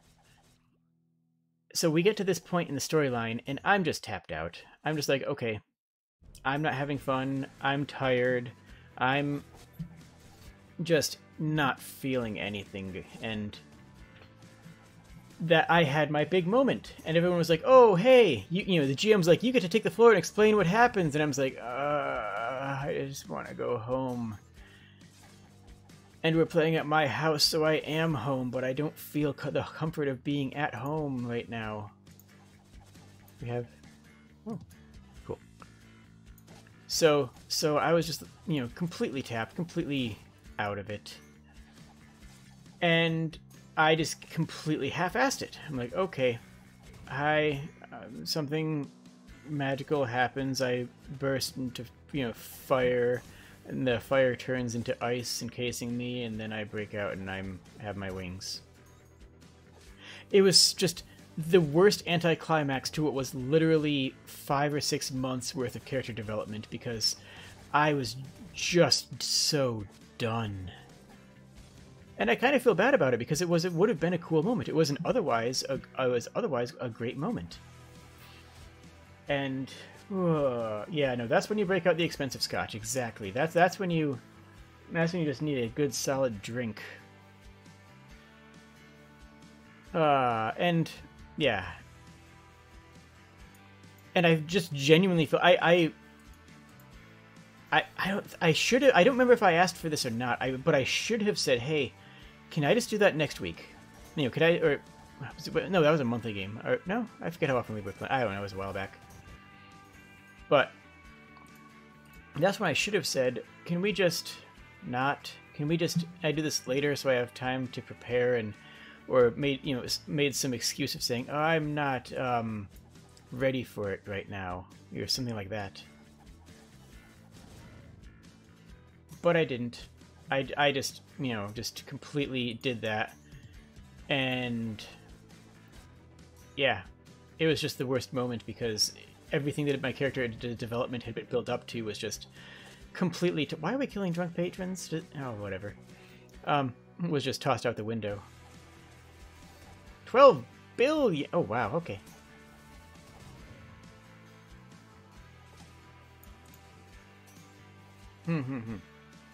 So yes, that was the bad D&D moment that I caused. Oh, I didn't actually finish my breakdown of the D&D editions.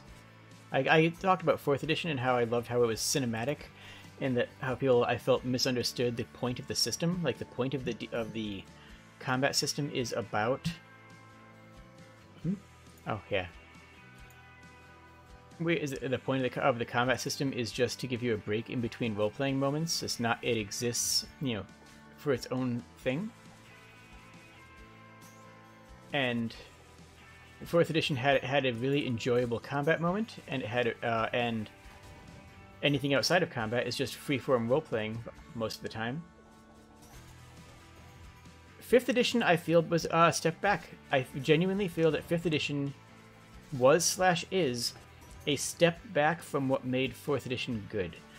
There were a lot of people who didn't like 4th edition because it was different. And I will stand by that statement. They didn't like it because it was different. Because if you actually look at it from a game design perspective and actually just a straight fun perspective, it's a better system. It just is. I'm sorry, it just is. And 5th edition, they said, heck, we lost a bunch of people, and there are a bunch of people who are still playing 3.5 even though 4th edition is out. And this entire new game system called Pathfinder exists purely to make a newer version of 3.5. We need to get on this. We need to, to change ourselves back to what we used to be. And they stepped back and they said, okay, we are going to undo the changes in 4th edition and bring them back in line with 3.5. And I think that's a shame. And the good parts of 4th edition were left on the cutting room floor, and I genuinely think that's a tragedy. Now, I have not played. I played the first Pathfinder 1.0 before any other releases in books, and it was like, okay, this is just 3.75, which is honestly what they even marketed themselves at. They even said themselves, ooh. Bond with humans, bond with elves, bond with Dragonborn, Lizardfolk, Minotaur. Okay. That sounds cool. Wait, that doesn't include Kobold. Tragic. Whatever. It seems to be the catch-all, so maybe it does indirectly.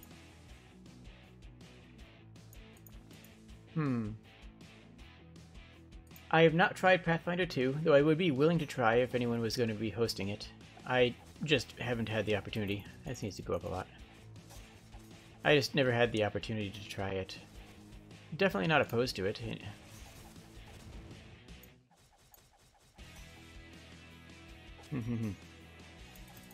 Fine, there we go. But yeah, I'm trying to set up a D&D game with some other VTubers, but like I said, scheduling is just an absolute monster, and I honestly... So here's the problem, I want to organize it in the sense that I want to be the GM, I have a story that I want to tell that involves, that I think would go well. It was just a one-shot, it would just be like a one-shot, 4 to 6 hour session. Which is a long time, admittedly, but it's not like, asking for a year commitment like most D&D games. But... clicky click. But scheduling just absolutely has been slaughtering me. And I'm at the point now where I need to talk to people and see who's willing to drop out. Like, we did we compared everybody's schedule and things don't overlap enough. Just straight up don't. Are they? Sure, we can hop in here. Cursed Farmer. These all give 100, so do we not get... Yeah, we don't get any more pay-to-win currency, any more paid currency from that at all, because we completed it. So this is going to become very scarce in the near future, well before the 40,000 required to unlock a hero. Which, good to know. We don't have anyone in this slot, no.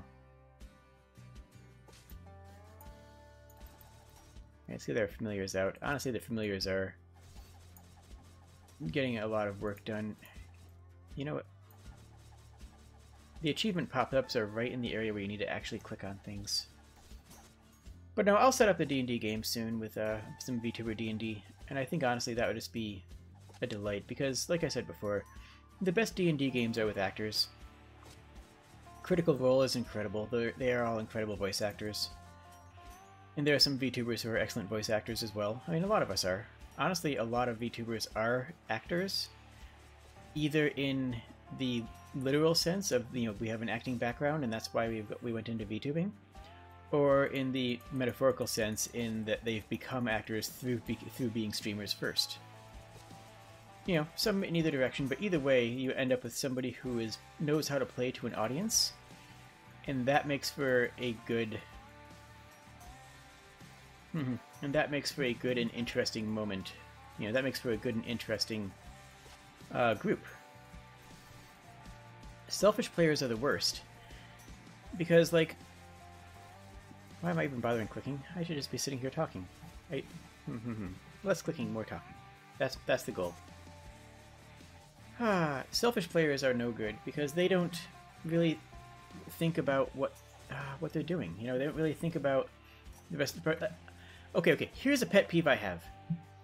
I don't mind people who character optimize their own characters. If you want to make your character incredibly powerful, you know, not my jam, not my style, I don't care.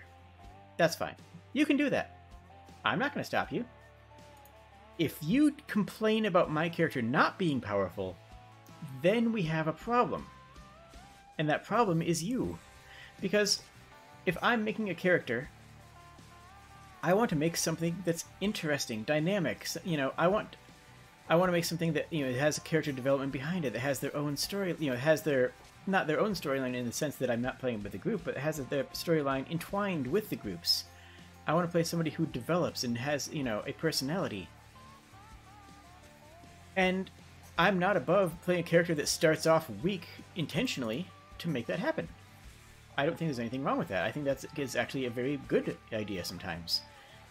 Make a character that starts off as a, you know, genuinely weak individual. Sec. I mean, heck, Luke Skywalker is a, you know, moisture farmer at the beginning of Star Wars, and they don't get to become, you know, a savior of the universe until they go through their own hero's journey. If your character can do 60 damage as a Twin Strike Ranger, or a Full Blade Hurler, or as a Gone Infinite Kobold, as in 3.5, or whatever the meta, you know, build is in 5th edition, then congratulations, you're already strong. You're not, you know, you don't have a arc in the same sense. And if that's what you want to play, fine. But don't tell me that I'm playing the game wrong by making an interesting character. Don't tell me that I'm playing the game wrong because my character doesn't do what yours does. My character can't output the numbers that yours does. Like, heck, I don't want to output those numbers. I genuinely don't. Okay. Abaddon, which is the Palalock I mentioned, is a strong character, but they're a strong character with a strange gimmick that ends up not being as effective as others. Which is fine, because their whole gimmick is to put people in that trap that I mentioned before. If you attack me, you lose. If you don't attack me, you lose.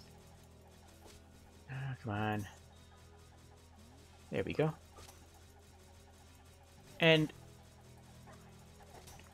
that's a lot of Warhorse. Likewise, the Kautzark, the Kobold, they were incredibly underpowered. Because they're supposed to be. That my primary method of attack is that I stab people and cast a spell through my implement to hit them. Like, I stab people with my implement, and then I cast my spell through my implement. So I need to roll to hit, and most of the time, I then need to roll to see if I actually get my spell, casting spell off. So I have, arguably the worst of both worlds. I need to hit their AC, and I need to hit their spell save, which means that I am never going to be putting up numbers, even with high sneak attack damages. I'm never really going to be putting up the numbers of, well, anybody else in the field. However, I get to play a character that stabs people and casts spells through their dagger. Like, how cool is that? Run up to somebody, stab them with a dagger, my dagger explodes in a rainbow of color, effectively casting a point-blank color spray directly into their body. That's just cool. And coolness is important. Like I was saying before, about fighters not having as interesting characters simply because, they kind of couldn't mechanically in the old games, where they just had to hit things. Well, the best players I've known who have played warriors have taken what their generic attacks and just described them better. Like, okay, How many times have you sat down and said, hey, I'm gonna hit the monster now.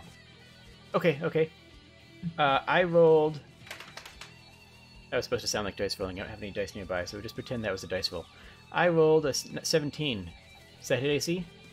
Okay, cool. And that's the turn. Like, that's the turn. That's a normal D&D turn, right? Okay. Hear me out. I jump onto the table and grab onto the chandelier.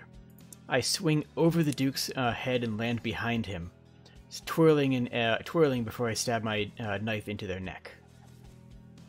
That's a combat turn. That's how you do an interesting combat turn. I take out my sword and stare them in the eyes. For a brief moment, I see them as every piece as every other bandit. I see them as the bandit that murdered my wife or whatever. Like, make something interesting happen with every single encounter, every single combat initiative. You can do something cool. Instead of I hit the beholder with my sword, or I hit the dragon with my sword, I jump onto the dragon's leg, climb up its back, and stab it in the shoulder socket. In there, you just made it a very interesting encounter out of what would otherwise be, I swing my sword until the enemy falls over.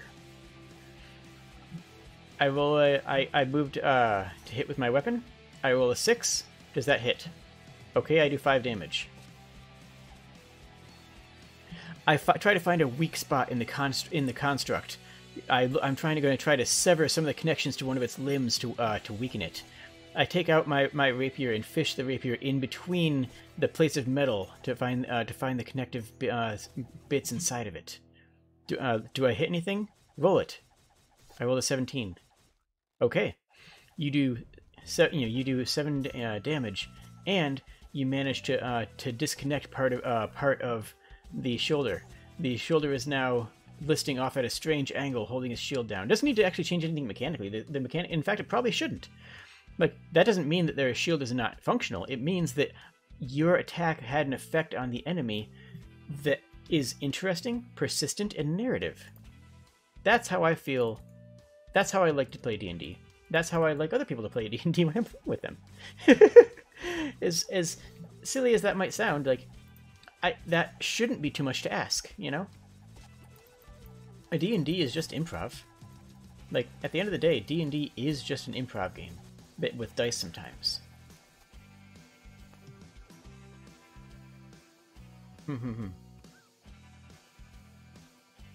There's, like, such a little story going on, and I'm paying it no mind, but every time I actually pay it mind, it's not worth paying mind to, so I don't actually feel bad about it. But again, like I said, this is a chat stream. Toss some of your guys' experiences in chat, like good and bad, or just moments or styles that you can think of. Or, you know, agree or disagree with me. Let me know what you guys think about what the words I'm saying, because I'm just saying words at this point. Like, you guys are valid, you guys have opinions. I respect y'all.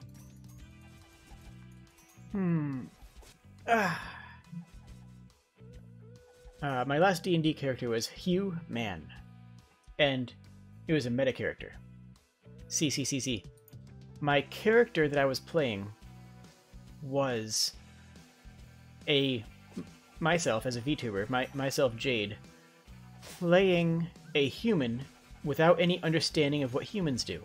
So, rather than the character being interesting, because the character was intentionally generic, the character was as generic as it could be. Rather than the character being interesting, I made my presentation of the character interesting. And I think that was a fun twist. So I was going there saying, yes, sorry. Yes, I will do something, which, like many humans do. Or, I will, do I need a torch? Can humans see in the dark? Like, moments where I am, acting as though I genuinely forgot how humans work. Moments like that will made the character, because they, like I said, I was playing a character that was playing a character, and that was a really fun twist. Spurt.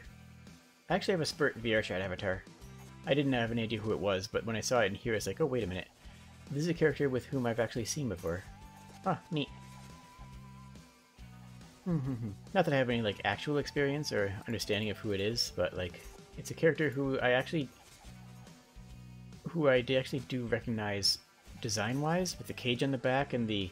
I love the Scorpion on a stick. The Scorpion on a stick is pretty great, I gotta say.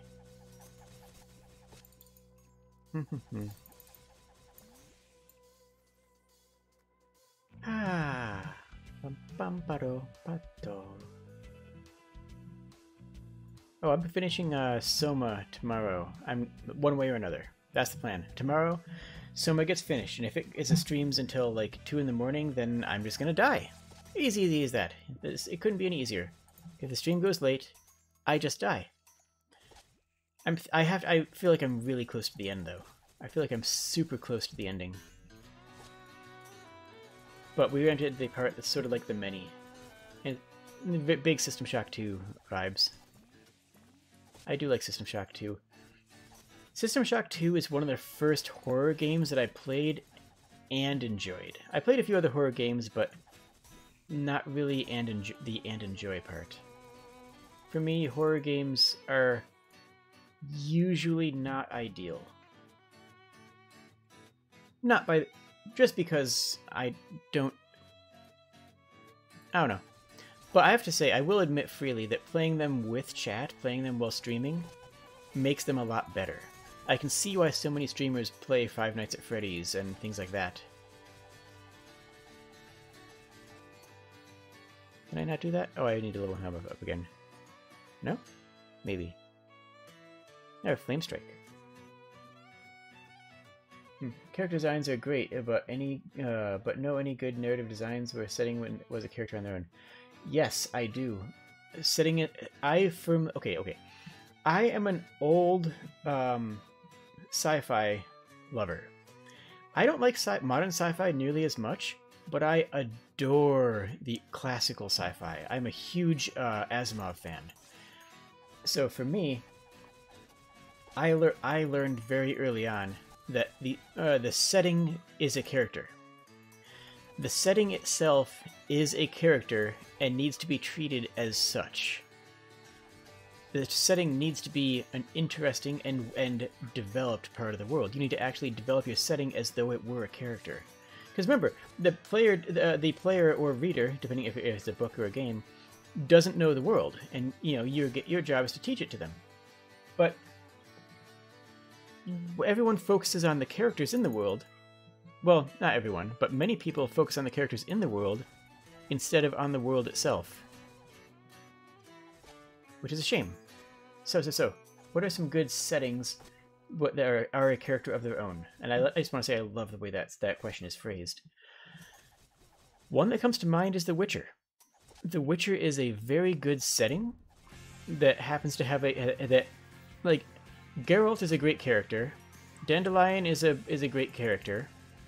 There's a lot of great characters in there, but the world itself and the politicking that goes on in it are interesting regardless of what the characters are doing. Regardless of what the characters are doing in the world,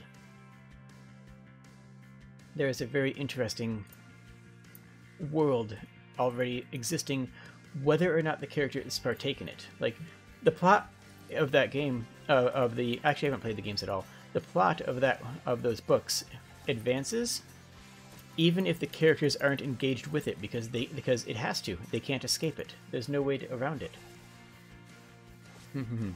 But honestly, I would say the biggest ones for there would be Asimov. I just have to put Asimov at the top of the list.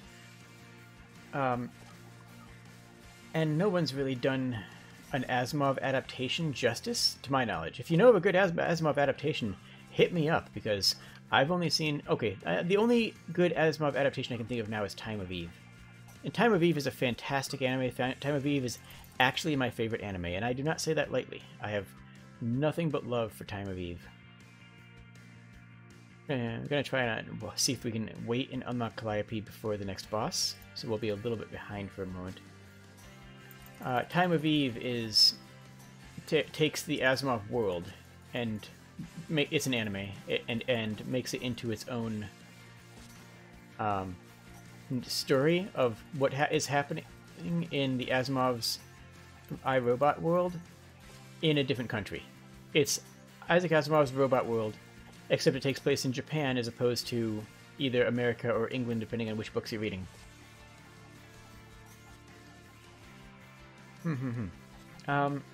See, what other settings are really, really strong? I really like the setting for of Aldalmira for Monster Care Squad. And I think that Monster Care Squad is going to be a fantastic game when it comes out. It should be coming out later this year. So, oh, we did get it. And it should be coming out later this year, so we're not that far off. You know what? Let's try this thing. When they come up next. Oh, Null King. So I am super hyped for the world of Aldalmira. Look up Monster Care Squad. I highly recommend doing that. And seeing what that world has to offer. It's one of the few games where I think I'm actually going to pay attention to the setting. Like, I'm actually going to pay attention to the setting in the world while playing it. Which usually... Or, well, while running it, rather, in this case, I guess.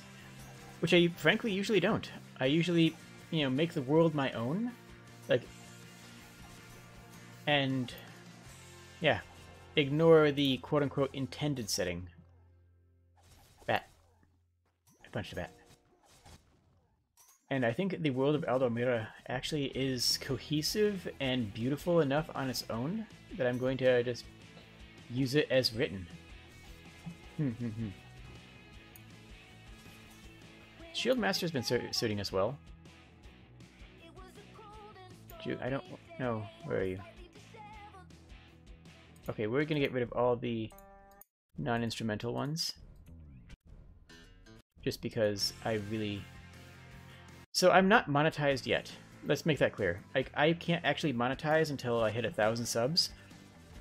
And by the way, you can. I look forward to you guys helping me out with that. Right? You guys are helping out. You guys are, subscribing and, Okay. Anyways,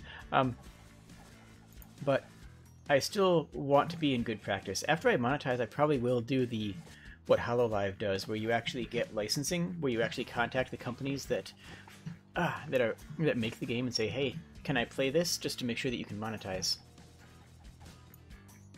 It'll be nice to be able to do this as a, full-time thing, and then I'd be able to make more edited content too. That's a while's away. That's a while's away. At 250 subscribers, I plan on opening up a Ko-fi and a Discord account. So I'll have a Discord server specifically for this channel and for me as a VTuber. And a Ko-fi is... I don't know if I'll do Ko-fi or Patreon. They're the same. They're roughly the same thing. But yeah, look, some sort of Patreon account. But I'm in no rush. I'm vibing. I'm having a good time. And I'm getting better. And I'm upgrading things. I have multiple commissions out right now for my full body avatar, which is right now. I mean, this is all I have right now. But you guys know that. So I'll have a full body avatar fairly soon, or at least a full body image, a full body PNG image, and then I'll be able to turn that into a full body avatar at some point in the future.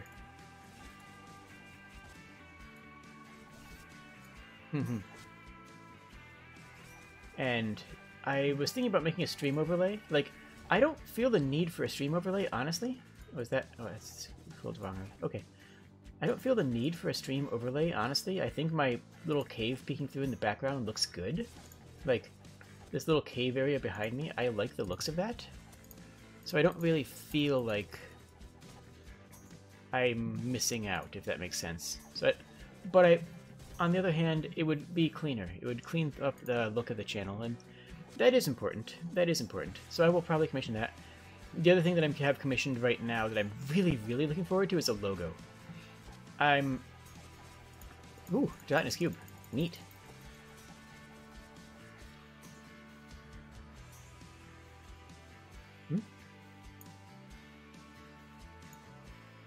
Yeah.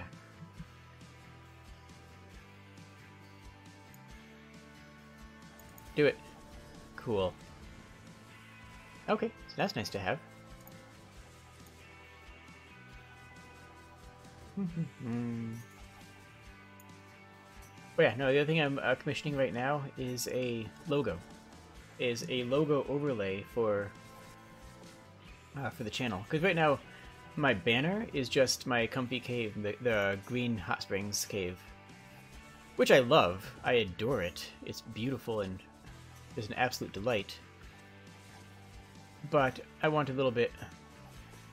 something a bit more... I'm going to say branded, for lack of a better phrase. I want something that looks like the... I want something that sort of looks like the Legend of Mana logo. That's what my goal is. I also really like the branding and, yeah, the artwork that a lot of VTubers have. And for a while I was just like, wow, how big do I have to be to actually get fan art? How can I, you know, how long will it be till I have random fan art? And, and like, 1 second.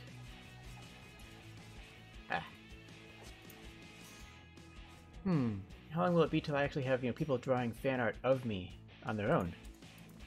And the answer is, I found out that it'll be a while. It'll be a long while. And a lot of the VTubers that have fan art actually just have commissioned fan art. Which, you know, isn't the same, right?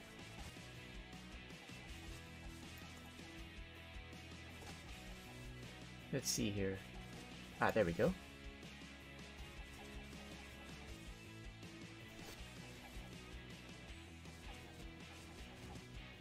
And pawn. There we go.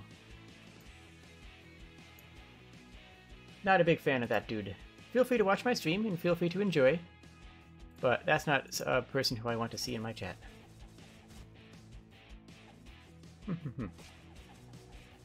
Alright, we actually have Krull for the first time, huh? What is Krull doing? What do they do? What do you do? What do you do, Krull? Krull's Maul. Oh, they're just melee? Oh, okay. They're a cleric. Okay, so they're a Death Domain cleric, I guess. I thought they were a necromancer. I guess I was wrong.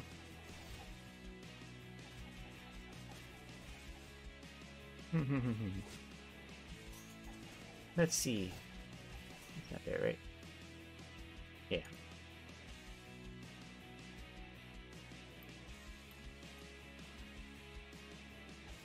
There we go. Big upgrades all around.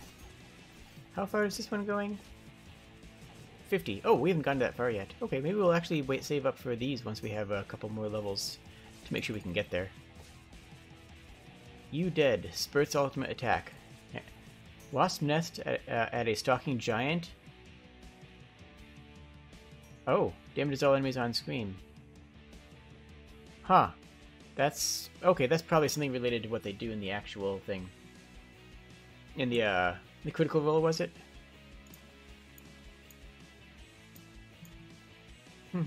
I figure we'll finish this dungeon. We're on 31 out of 50, and then call it there. Just because I feel like this has been a good chat stream. We've just been vibing with each other, and I appreciate you guys.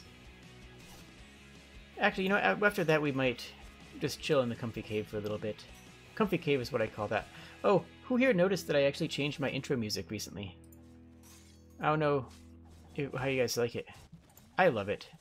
It's very comfy, very wholesome. It fits the mood of my channel well, I think. I think I liked my other one as well. Fun.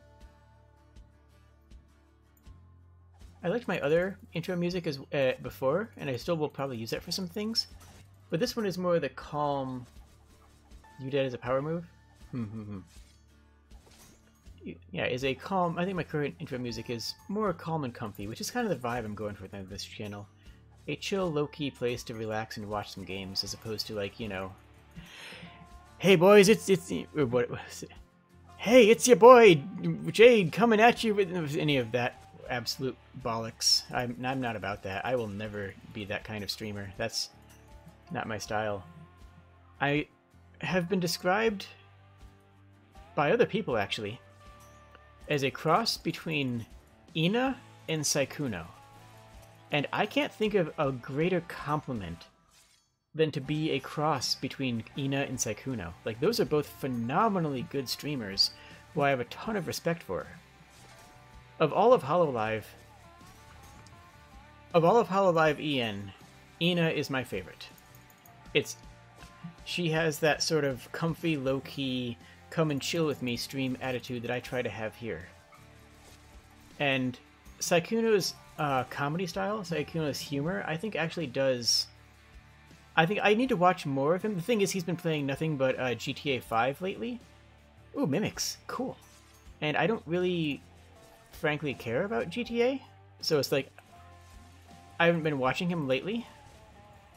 But I really feel like I should be, because I feel like their style might be something I can learn from. Might be something that I can adapt into better, you know? So it might be something that works well for me. Because people have already said that that my style is like theirs. And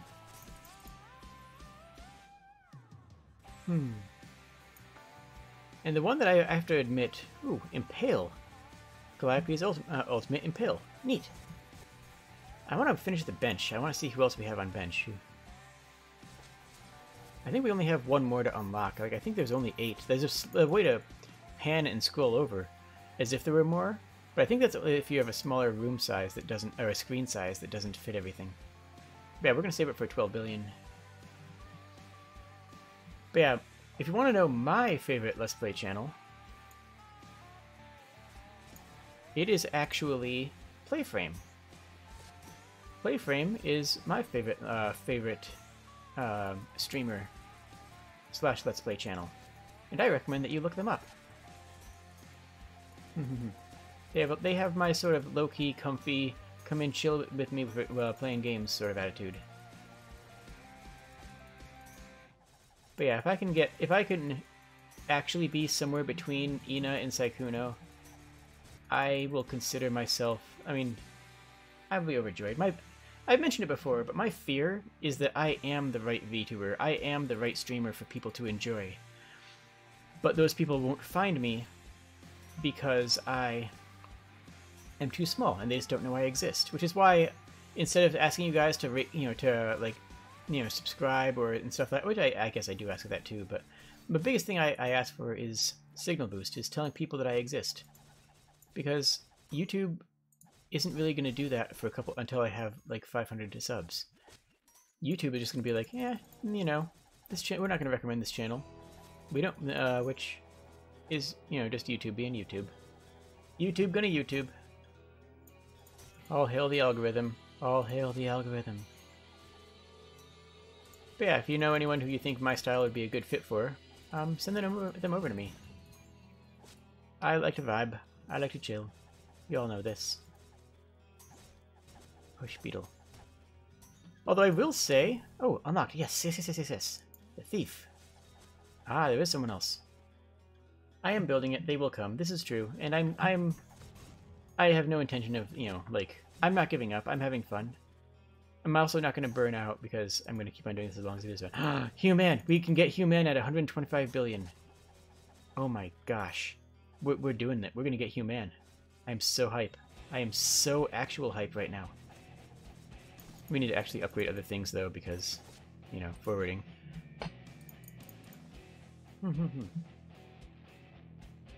The best time to become a YouTuber is 5 years ago. The second best time to become a YouTuber is now. That's actually a... We should put the dwarf first, but the dwarf wants to be adjacent to people, so we want him there. But they also tanks, we should put them first. Yeah, that's fine.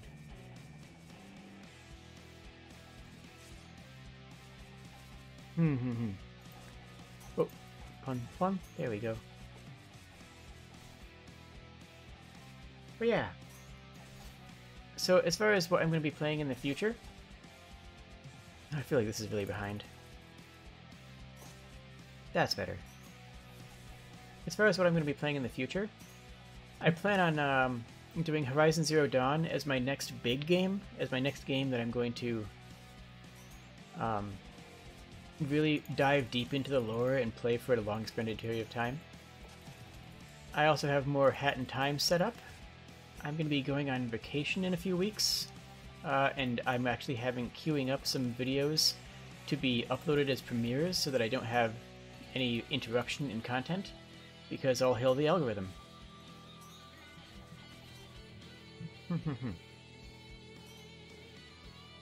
We need that 125 billion, and I'm just going to wait until we can get that from here. Because we're getting enough that we're already at 25 billion. Yeah, I know. We'll just wait here until we can get 3 kobolds in a trench coat, who is obviously the best character in the game. I mean, I don't think no one here is going to complain when I say that's the best character in the game. Like that we can all agree upon.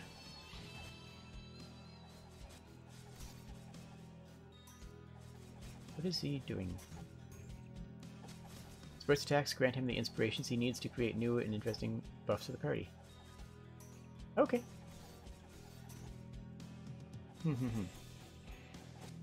43. So close. We're so close. And as usual, what was it? Someone before requested a game.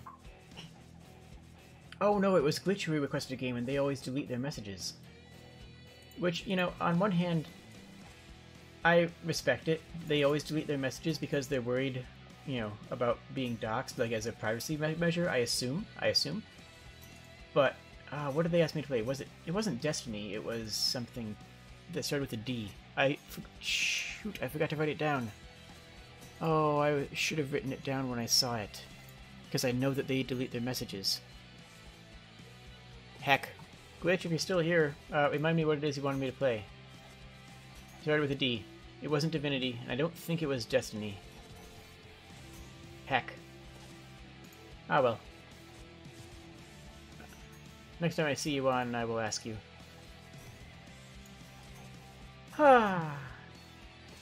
You guys should tell me a story or two. Tell me one of your best and/or worst D&D or tabletop gaming stories. Oh, hi, Black Nova. Aw, thank you. You really enjoy my personality and hope that I'm able to grow a community. Aw, I appreciate you too. My day is going fantastic. It wasn't as relaxing as I might have hoped, but it was the good kind of busy. The kind of busy where you're productive, you know?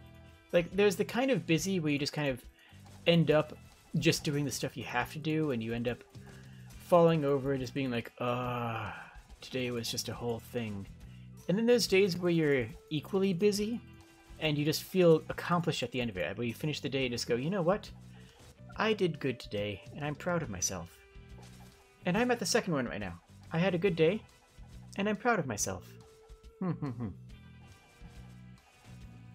And the same thing goes with slow days too. Like, you can have a day where nothing happens and you feel guilty for not accomplishing anything, and you can have a day where nothing happens and you feel comforting and relaxed and then recharged. Like, the amount of stuff you get done in a day doesn't always map onto we have 3 kobolds in a trench coat. I love them and they're my friend. Yep, we can scan pan. Oh, we haven't done this before. Decrease the cooldown temp HP. Well, we're not really getting hit, we're just kind of slaughtering things. Inspiration ability doubles? That sounds amazing.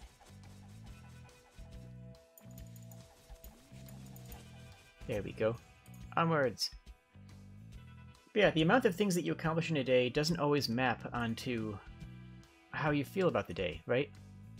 Like, there are definitely days where you feel bad for not having done enough. And days where you feel relaxed because you didn't have to do as much and you just were able to take things at your own pace. There are days where you feel like you had to, you had to do so many things and you're tired and you just wanted the day to be over. And there are days where you just have done so much and you've accomplished so much and you just feel so much pride in what you've accomplished. So I mean, you should always feel pride in what you accomplish, is the real takeaway here, is that you should feel proud about what you do, no matter what. Like, yeah, you should try to feel happy with, there we go, with yourself, even if you accomplish, depending on how much you accomplish. Like, sometimes getting out of bed is an accomplishment. I remember seeing a post by somebody who went into psychiatric care school. Like they were like a third-year psych student, and they said their teacher told them, I know that everybody's here because they wanted to to save somebody, and I want you all to know that it's okay if you only save one person. And it's okay if that person is yourself. I just want to let that sink in. It's okay if you only end up saving one person.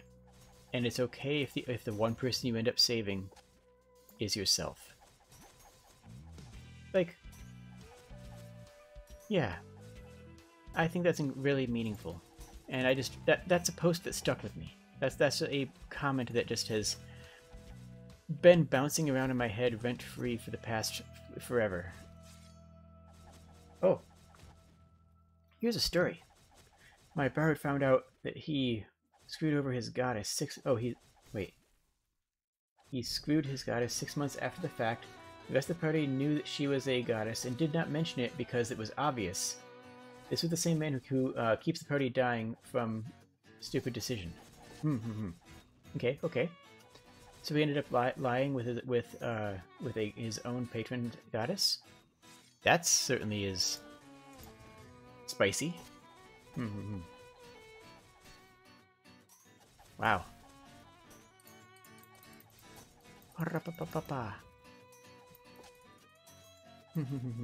That is interesting. Oh, another.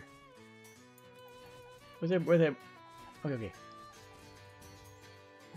Another gaming moment I would like to mention is I once GM'd the Fallout pen and paper RPG, an older edition of it, like a really old edition of it. So Fallout, for people who don't know, Fallout is based on GURPS, which is a tabletop system. But when they turned it into a video game, they lost the license to GURPS, which is part of why Fallout exists in its current state as opposed to just a licensed game. Sort of like how StarCraft was actually a licensed Warhammer 40k game until Blizzard lost the license and had to make it their own game and ended up making something, arguably better than Warhammer. There's your hot take for the night. I've had a lot of hot takes tonight, haven't I? Gosh, I've had a lot of hot takes. All of my takes have been spicy. Ooh. The Secret Lord of Luskan. Yaraxel. Is it Jaraxel or Yaraxel? I think it's Yarlaxel, because Jarl being... The prefix Jarl being, for the title. Yarlaxel works from the shadows, manipulating the good and neutral allies to his own ends. Increases the Master Disguise ability, which probably does something. Leader of the Breganda Daerth. Leader of the Bregan Daerth. Yaraxel leads a crew of shady pirates, further increasing the gold, nice, of Master of Piracy. Seems... I like bonus gold.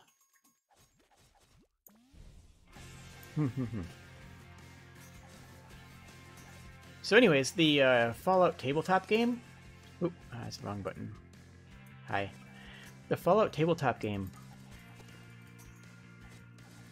It's bad. Like, at least the edition that I played, it was real bad, and I'll tell you why. No fault of the players were a delight. No fault of my own, I would argue, because I had GM'd other systems, effectively. But here's the thing. The system, by its very nature, has all of your stats reliant upon each other. Now, this isn't necessarily something from GURPS. GURPS has a little bit of that, but not to this level. But on a computer game, you can do that. If your small gun's accuracy is based off of your dexterity, or what is it, perception, then if your perception changes, your small guns changes. That's fine and normal. That's fine and good. You know, it makes sense. And it all happens behind the scenes, under the hood, without you having to do anything because, well, it's a computer game. The computer takes care of it. So instead of basing the tabletop game on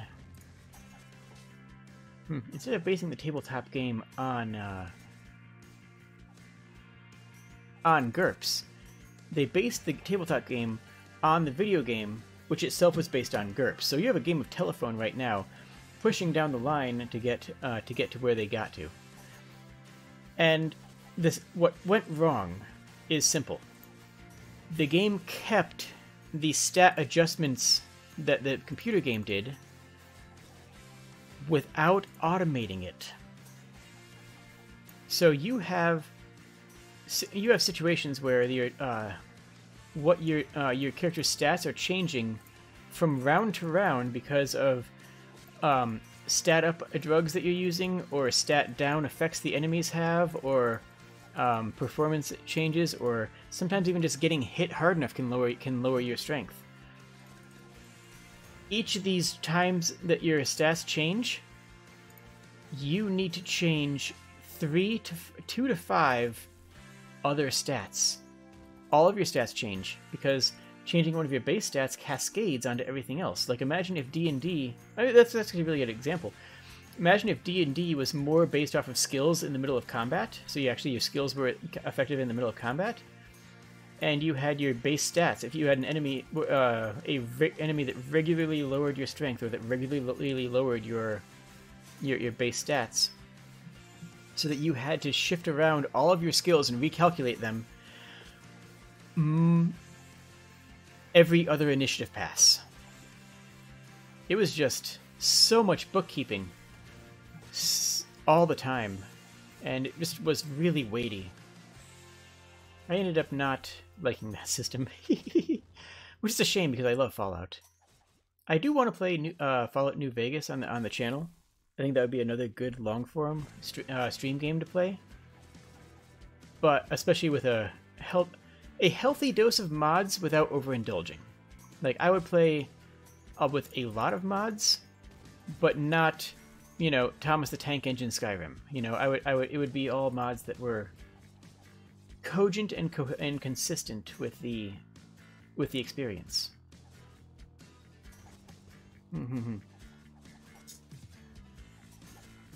But the thing is that I have played that. You have zero experience when it comes to anything tabletop. For the person who's burnt out on video games, tabletop seems like a fun and interesting alternative. Yeah, they are. It depends on your group. Oh yeah, the Fallout game was a massive headache. You're exactly right. It depends on the group. A tabletop game is as good as the GM, and the GM is as good as the feedback and information they get from the group. And that's oh, what is it called? I think someone will be able to tell me what the phrase is called, but that's the Mercer. Is it called the Mercer syndrome, where people try to GM like Matt Mercer, but they can't? But they can't not. It's the reason they can't isn't because Matt Mercer is a great GM. He is a great GM, but it's also because as a GM, he's getting so much out of the players. The players that Mercer has are feeding back into him. So what Mercer is doing as a GM is tying in... Ooh, whoa, that was actually a silver coin, or a platinum coin. That's the first time I've seen one of those.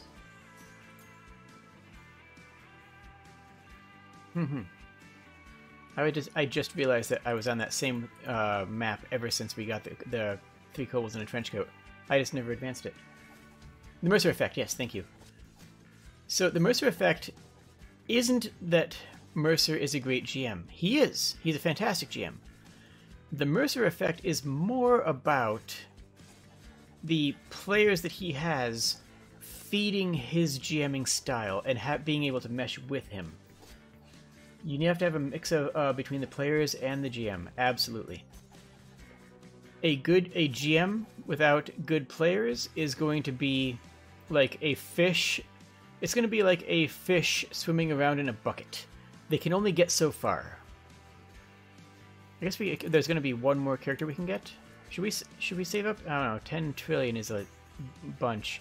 Maybe when we hit 59... Are we going to 45? We're going to 50. So when we hit 59, we'll try to save it for this guy. But the thing is that the players, many players casually, expect their GM to be as good as Mercer without giving them the feedback that Mercer's getting. And many GMs will expect their players to be as good as the Critical Role group, which, again, has the same problem. Because some of those players aren't working with each other and the GM, and it's creating it's creating an unrealistic expectation on one or both sides of the party. And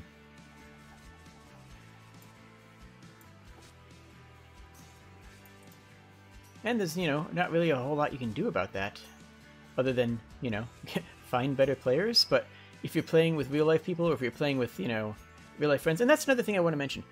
I have friends who I love and cherish, who I do not want to play tabletop games with. I just know that they aren't a good fit for being a tabletop gamer. That's fine. That doesn't mean I can't still be good friends with them. That doesn't mean I can't, you know, have a good time with them. I'm going to try the dead thing.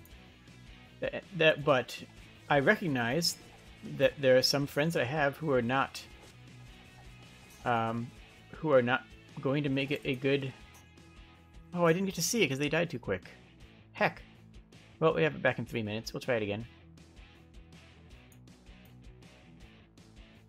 So he still does stuff, right?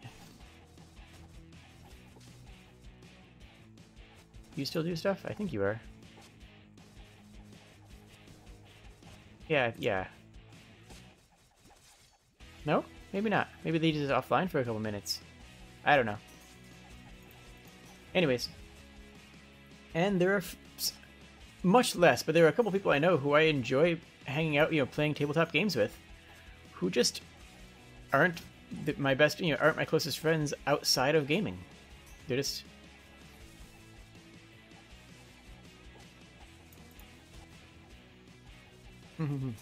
And both of these things are okay.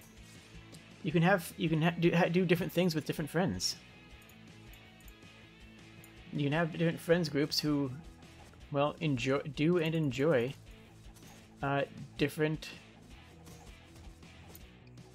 things. And it's very difficult to accept that. It's difficult. It's an easy thing to hear, but a hard thing to actually implement in your life. It's extremely difficult to hear somebody say, "Hey, I would like to play a game with you and, you know, hang out with you for D&D, but I don't really want to, like, you know, go to the mall with you," if malls were a thing, but they're not. They're just there's no malls anymore. Or,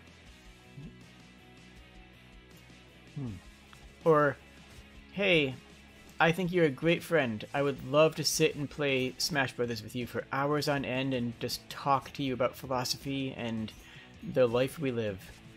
But my golly, do I not want you in my D&D campaign." That just is a hard thing to hear and an even harder thing to say. But it's true and valid. It's true and valid in both directions. There are people for whom they need to hear that, frankly. Oh gosh, we'd have to wait here until we hit 10 trillion? We'll see how money goes here. I'm not having any trouble killing things, but there's no more levels to this, and I don't want to do another hour by starting an entirely new thing. Yeah. Actually, I have a character inventory. No, that's not it. Are? Sorewa doku desu ka? Where is that thing? Where is the... It was equipment, wasn't it? It was character sheets? Here we go. Yeah, there's nobody else listed here. I don't know if that's because we don't see them until they're unlocked, because there's definitely slots for 3 more people here. We don't have any formation room to put anyone else either. Yeah, we're already at 1.5 trillion. We're going to sit here until we hit 10. We're already at 2. No, we'll be fine. Yeah, we're just going to sit here until we hit 10 trillion. And then we'll just obliterate that boss, just make them the saddest boss in the world. And then we'll call the stream there. And thank you guys for joining me. You know what? I have to say, when this stream started, especially in the first 20 minutes where I only had like 1 or 2 people show up, I genuinely thought, this is just going to be a weak stream. I'll just do this for an hour and then call it, and then that'll be, you know, whatever. Then, like, actually people started showing up, and people started engaging, and people started to talk to me, which, you know, makes me have more fun. Especially in a game like this, where there's not a whole lot of game, you know? I'm feeding off of the energy of the chat. I will say it's interesting, because the funny thing is, I am fundamentally an introvert. Like, I actually recharge by being alone and you know, curling up in the hot springs, or just going for a hike. Like, that's how I recharge. So it's kind of strange that I'm also an extra, you know, as an actor, I also love, you know, the stage, and I need the audience. I need people to care. I don't know. But that doesn't mean I'm not an introvert. Like, it just means that I also have that part of me as well. I don't know. It's strange and complicated. I don't think that simple words like introvert and extrovert really are suitable. I don't think those words really tell enough of a story about somebody. And in general, I don't think any words tell enough of a story about somebody. I mean, even things like, yeah, everybody is their own person, their own unique individual with their own stories to tell, and the more you try to put them in a box, the more you try to define and say, oh, they are this, whether, you know, that's, whether, no matter what that statement entails, it's always wrong. It's always wrong. Trying to put people into boxes is always the wrong move. It's just always, it's never going to be accurate enough, because it never can be. Because everybody is unique and has their own experiences, and you can't really file those together. You can't say, oh, I am this. Well, I'm me. At the end of the day, I am me. And I hope that's good enough for you guys, because I've decided that it's good enough for myself. And that's not a decision I came to lightly.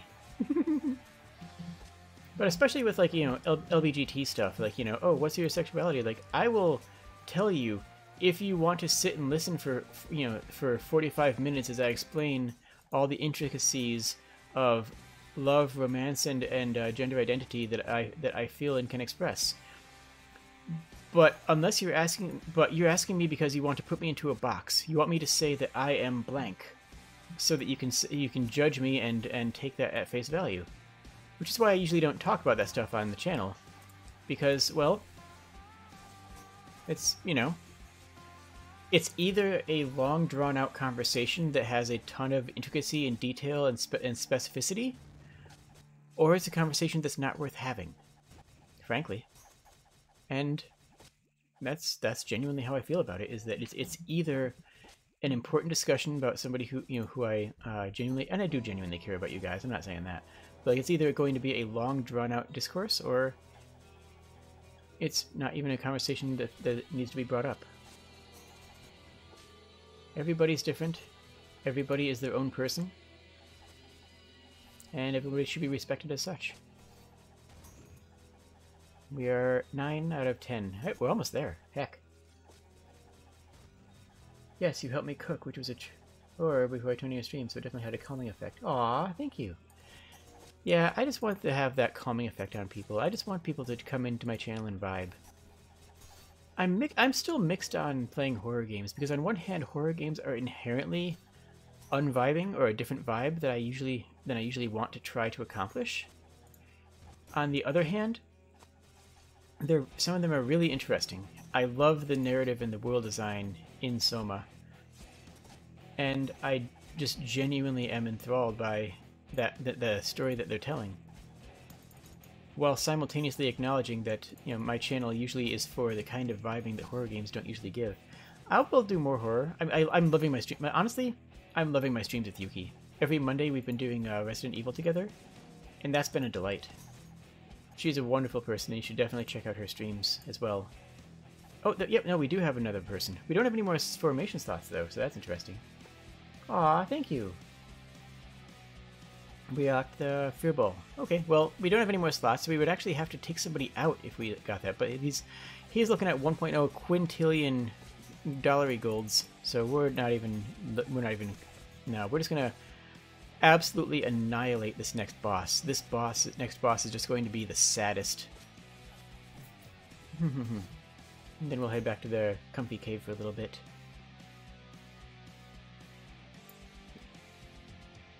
But I haven't even been using any of my powers. That's fine. We're just going to annihilate this because I've been building up, frankly, absurd amounts of damaging. Ooh, I like that Warlock effect. Yeah, that thing just fell over. That didn't even last more than a moment. Complete 50 in any adventures? Okay. Also, this stream was mostly stream of consciousness. This is just my brain doing brain things. Oh, continue and to 51? Eh, sure, I'll click the button. Okay, so if you hit that, it just loops. Alright, we'll survive here until we hit the 3-hour mark and then call it. That'll be fine.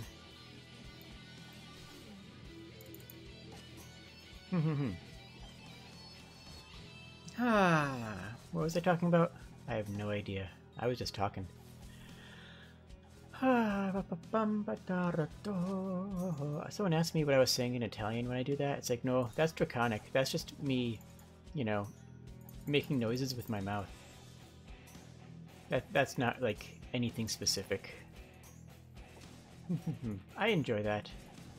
I'm also deathly allergic to dead air. Like, that was one thing that I was well and truly taught, is that dead air is the enemy, and if the audience is not listening to something, then I have made a mistake.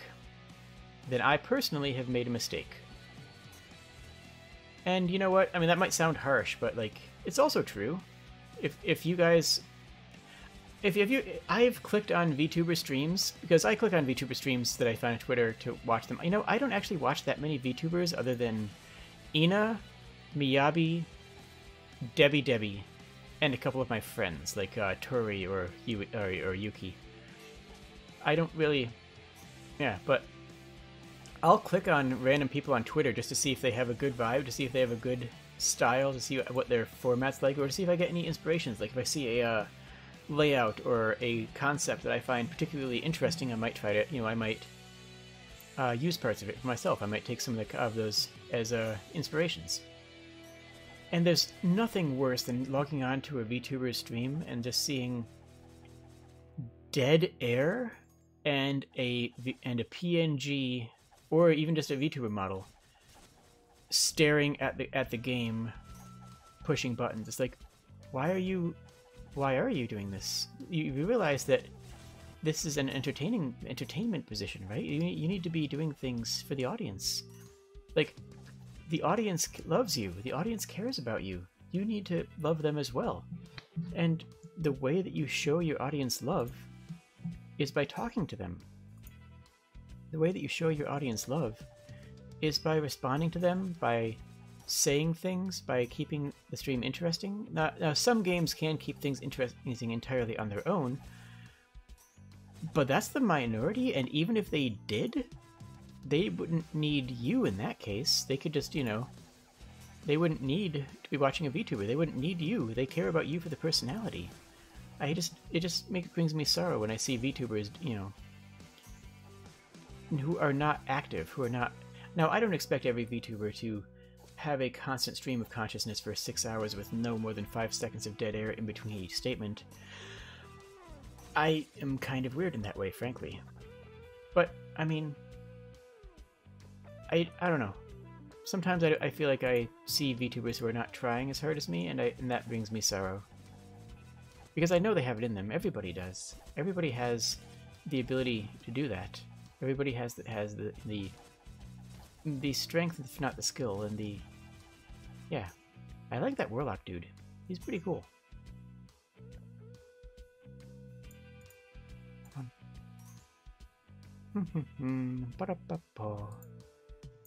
Alright. So yeah. I also, for a hit, I was thinking about doing a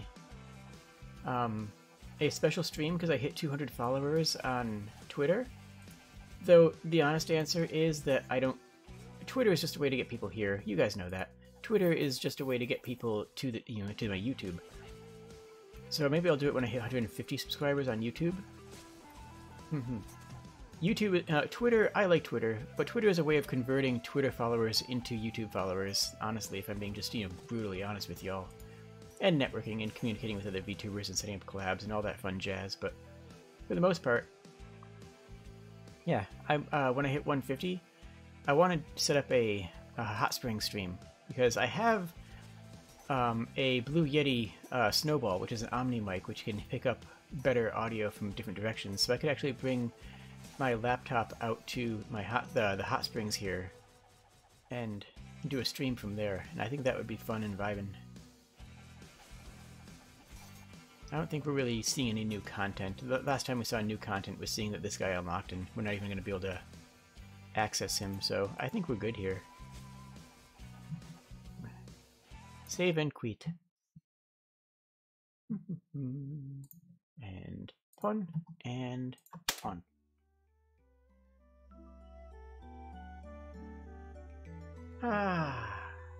This was good. This was very good. Just a little chat stream with the background of a clicker game. Now I'm thinking about... No, if I shouldn't do a cookie clicker or one of those things. Nah, at least not anytime soon. But yeah, I'm going to set up a hot springs stream at some point. You guys should keep an eye out for that.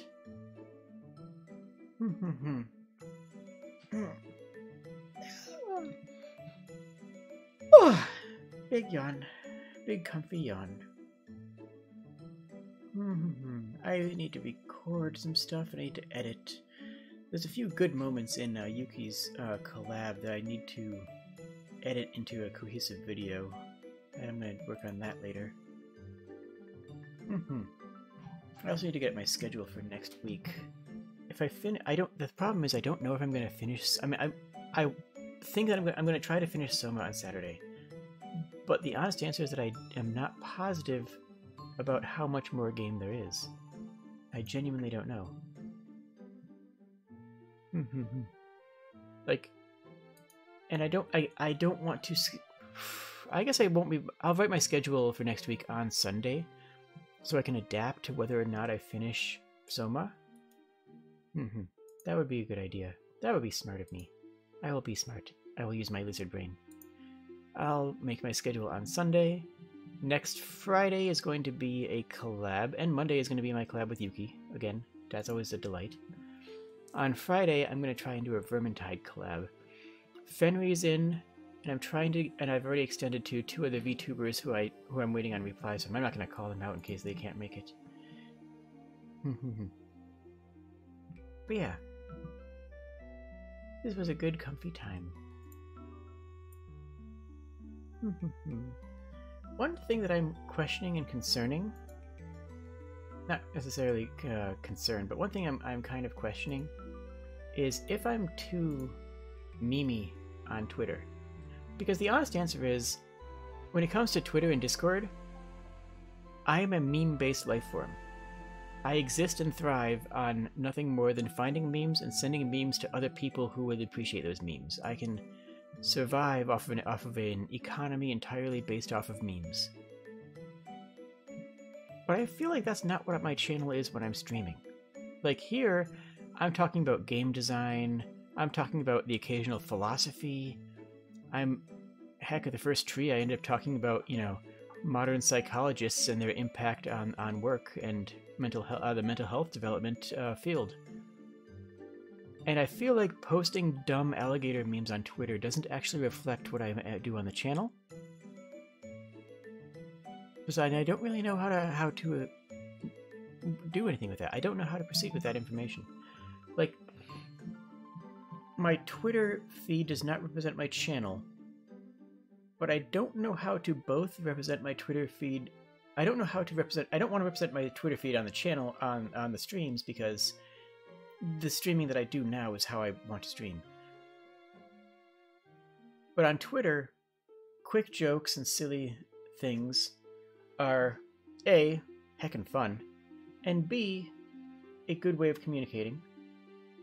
Yeah, Yeah, I need to add some more highbrow stuff onto my Twitter. Like, I do have genuine thoughts and, you know, well, that I say during the streams that I don't always say on the Twitters. Memes are a philosophy on their own. You know what? Those are words to live by. The philosophy of memes. I mean, the word itself was actually made to represent a understanding of a local zeitgeist. Like, actually, the word meme actually refers to a philosophical, I guess more sociological than philosophical. But actually does refer to, you know, a technical jargon phrase about the understanding of our world through, through snippets of it, which is really hilarious. You don't see a whole lot of, like, you know, actual highbrow jargon being used as a baseline for dumb internet stuff very often. Okay, I do, but that's because I look into some very strange circles with cool people. But that's the exception. Pum pum pum pum pa pa pa. Okay. I think this is a good place to end. And I want to thank you all again for joining me. And you know the drill. Rate, comment, subscribe, hit signal boost, all that fun stuff if you want to. And if you don't have to. I still love you. I love you all for who you are. And I appreciate you guys. And I hope you have a wonderful evening. Cheers.